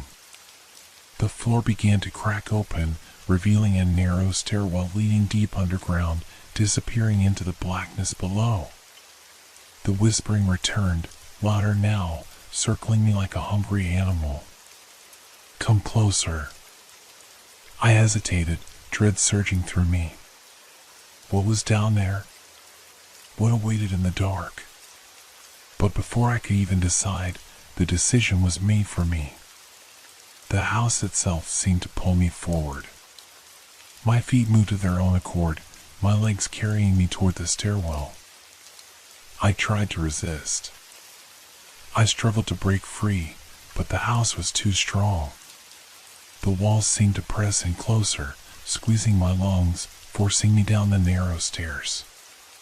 The air grew colder as I descended, each step taking me deeper into the bowels of the house. The further I went, the more the whispers grew. I could hear them now, not just as a voice, but as a chorus. They echoed around me, bouncing off the stone walls, coming from all directions. You shouldn't have come.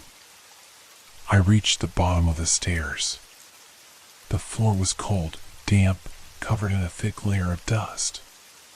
My flashlight flickered, casting eerie shadows across the room. There were no windows here, no doors, just a vast emptiness stretching out before me. The walls were lined with shelves, but there were no books, no items. Just dust, darkness, and silence. And then I saw it.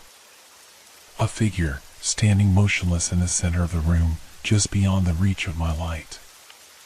It was tall, cloaked in shadow, its features obscured by the darkness. But I knew it was waiting for me. It didn't move. It didn't make a sound. But I could feel its presence, a cold weight pressing down on me. And I knew, without a doubt, that I had crossed a line I could never return from. It's your turn now. The voice came from everywhere and nowhere, a single phrase that sent a cold chill through my veins. I backed away slowly, my legs shaking, but I couldn't tear my eyes away from the figure. It wasn't just standing there. It was watching me, waiting for me to make the next move. I didn't know if it was the house, the figure, or something worse entirely, but something had changed. The labyrinth wasn't just a physical maze anymore. It was inside my mind, pulling the strings, controlling my thoughts, my actions. I was no longer just trapped in the house. I was trapped in my own fear, in a twisted reality where nothing was as it seemed. And as I stood there, frozen, the whispering grew louder, more insistent. It was closing in on me. You will never leave. I stood frozen, staring at the dark figure, unable to move. Every part of my body screamed for me to run, but my legs were rooted to the floor, as if the very air around me had turned to stone. The whispers grew louder, becoming a symphony of voices, some deep, others high-pitched, some familiar, others completely foreign. They swirled around me like a storm, growing more frantic with every passing second. The figure remained motionless, and yet, I felt it, its gaze, heavy and oppressive, pressing against me. I could feel it in the pit of my stomach, a cold, suffocating sensation that made it hard to breathe.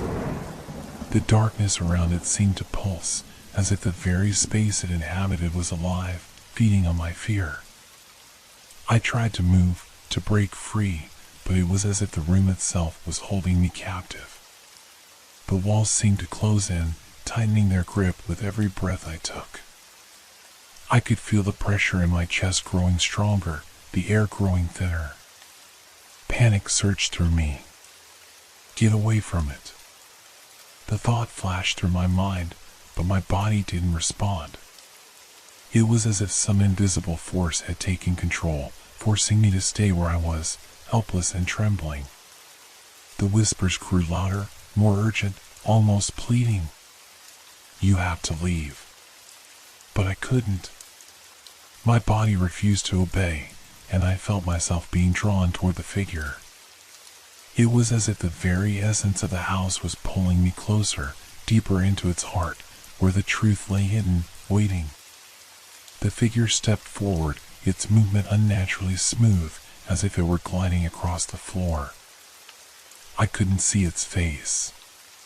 No, it didn't have a face, just a void, a blackness that seemed to swallow everything around it. The air grew colder still, and the darkness seemed to stretch out, thick and endless. You shouldn't have opened the door.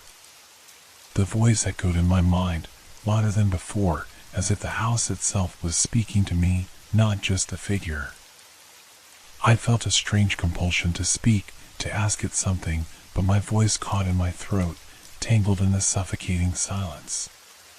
Suddenly, the figure reached out, and I felt a chill run through my bones. Its presence was overwhelming, suffocating. My pulse raced as I felt its cold fingers brush against my arm. The touch was electric, sending a shock through my body, freezing me in place. It was then that I saw it, the faint outline of something behind the figure, something hidden in the darkness. It was a doorway. No, it was more than just a doorway. It was a passage, a dark tunnel that stretched infinitely into the depths of the house, into the very heart of the labyrinth. The figure didn't speak again, but I felt the weight of its gaze pressing against me, urging me to go toward the passage, to walk into the darkness that awaited. I couldn't breathe. I couldn't think. Every instinct in my body screamed for me to turn and run, to escape while I still could. But the pull of the house was too strong. The whispers, the darkness, the figure, they were all part of it, part of the maze that had ensnared me. I stepped forward. Each movement was slow, deliberate, as if the very air around me was resisting my actions. The coldness intensified, and I felt a cold knot settle deep in my stomach. But I kept going, inch by inch, my feet moving toward the passage. The closer I got, the more the whispers seemed to fade. It was as if the house was holding its breath, waiting for something to happen. The figure remained silent, watching, waiting, its form barely visible in the darkness. But I knew it was watching me, guiding me. And then I was standing at the edge of the passage. The air beyond it was thick with a heavy, almost oppressive silence. My eyes strained, trying to make sense of what lay ahead, but there was nothing, just a void, a place where nothing existed except the dark. The walls of the passage stretched endlessly, their surfaces slick and smooth, and the very air itself felt distorted, as if reality was bending around me. I took a step into the passage. The moment my foot crossed the threshold, everything changed. The space around me shifted, contorted, and the walls of the house seemed to pulse with a sickening rhythm. The darkness seemed to close in, wrapping around me like a shroud, suffocating and heavy. I tried to move, to turn around, but the passage had already consumed me. I was no longer sure if I was walking, falling, or being pulled through the darkness. The walls seemed to stretch out infinitely, twisting and turning in impossible directions, warping as if they were alive with my fear. And then, there it was. A flicker of light, faint and distant, coming from deep within the passage. It was not a natural light. No, it was wrong. It shimmered with an unnatural hue, casting distorted shadows that didn't quite match the contours of the walls. It beckoned me forward, urging me to come closer. But as I took another step, I felt a sudden, bone-chilling sensation. The walls of the labyrinth were shifting again, but this time they were closing in around me. The space felt smaller, tighter, as if the house itself was contracting, its dark heart beating faster, louder. You are not alone. The voice was different this time. It was not a whisper. It was a scream, a low, guttural scream that filled my ears and rattled my bones.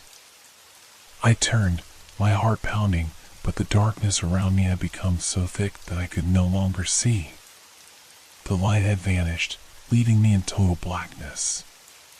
And in that darkness, I could hear it, the sound of something breathing, something heavy and slow, right behind me. I froze, my mind screaming at me to run, but my body refused. I could feel its breath on the back of my neck, could hear its ragged, wooden hails. You are here forever. The walls were closing in faster now. The labyrinth was not just a maze, it was a prison. A prison that had been waiting for me, and now there was no escape. I stood still, too terrified to move, my body locked in place by an invisible force. The heavy, ragged breaths from behind me were growing louder, closer. Each inhale sent a shiver down my spine, and I could feel the very air pressing against me, suffocating me. The darkness seemed to grow thicker, suffocating every part of me. My hands trembled, and my legs felt weak, but my body refused to obey, frozen in place. The breathing stopped. Just like that, the sound of it, so close and suffocating, ceased. I held my breath, trying to listen for any other sound, but there was nothing. The silence was deafening. Then, a voice, a guttural growl, cut through the silence. "You cannot escape." I jerked around, my heart pounding, my breath coming in shallow gasps. But there was nothing there. The passage remained as dark and empty as before, the walls closing in on me. I couldn't see the source of the voice, but I could feel it pressing against my skin, curling around my thoughts, digging into my soul. My body moved on its own, stepping backward, instinctively trying to find a way out. But the walls were pressing in again, the air thickening around me. The space was shrinking, the passageway closing tighter and tighter, like the jaws of some monstrous beast, waiting to consume me whole.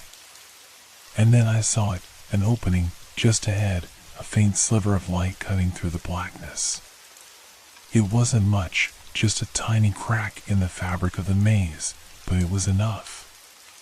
It was enough to make my heart race with hope. I ran toward it. The walls creaked and groaned as I pushed through the narrowing passage, the darkness seeming to stretch out behind me like something alive, trying to pull me back. But I didn't stop. I couldn't stop. The light was so close now, so tantalizingly close. I reached out for it, my hand trembling, my fingers brushing against the cold, smooth surface of the opening. I was almost there. But then, the passage closed with a violent slam, the walls folding in on themselves, trapping me once again in the suffocating darkness. The light vanished, and I was alone, consumed by the void. I fell to my knees, gasping for air, my body trembling with fear. I couldn't think. I couldn't breathe. The whispers, the growling voice, they were back, circling me like a storm, filling my head with 1,000 different screams. "You will never leave." The words echoed in my mind, louder and louder, until they were all I could hear. The walls seemed to be closing in again, faster now, and I could feel the weight of them pressing down on me, suffocating me. The darkness was thickening, bending around me, swallowing me whole. I had to get out. I had to find a way to escape.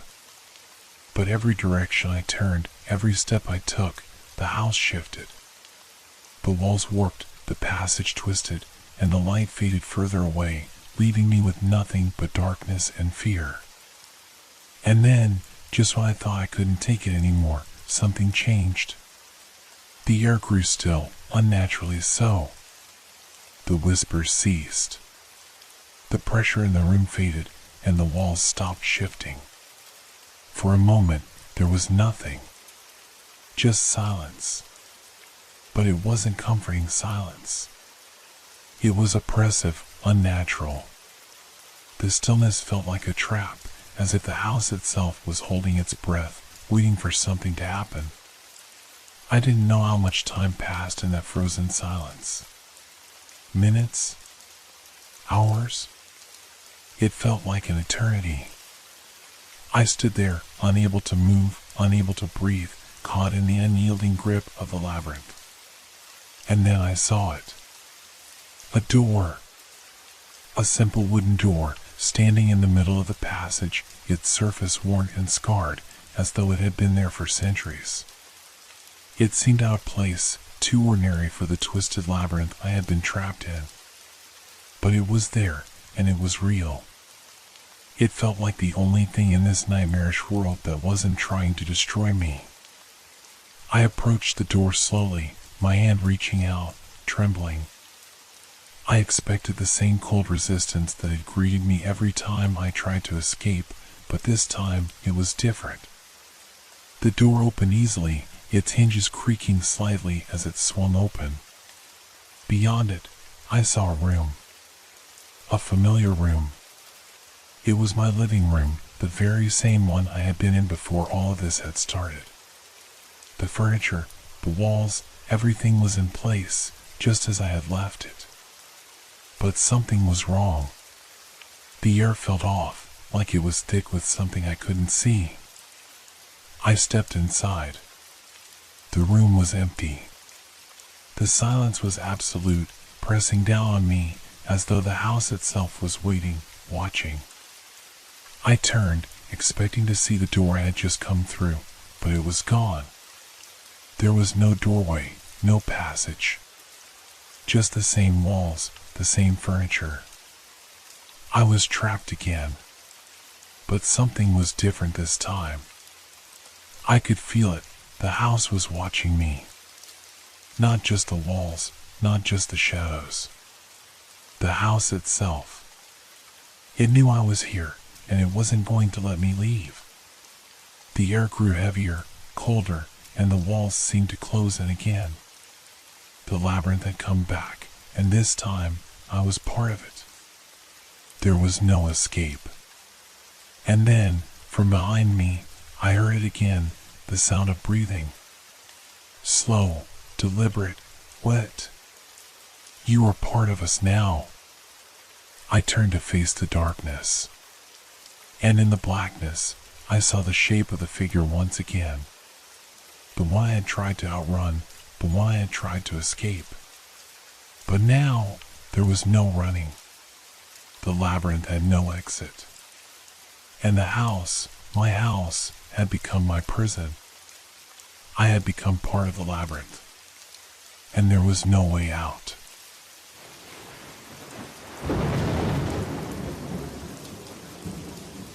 Hope your dreams are filled with fear. Good night.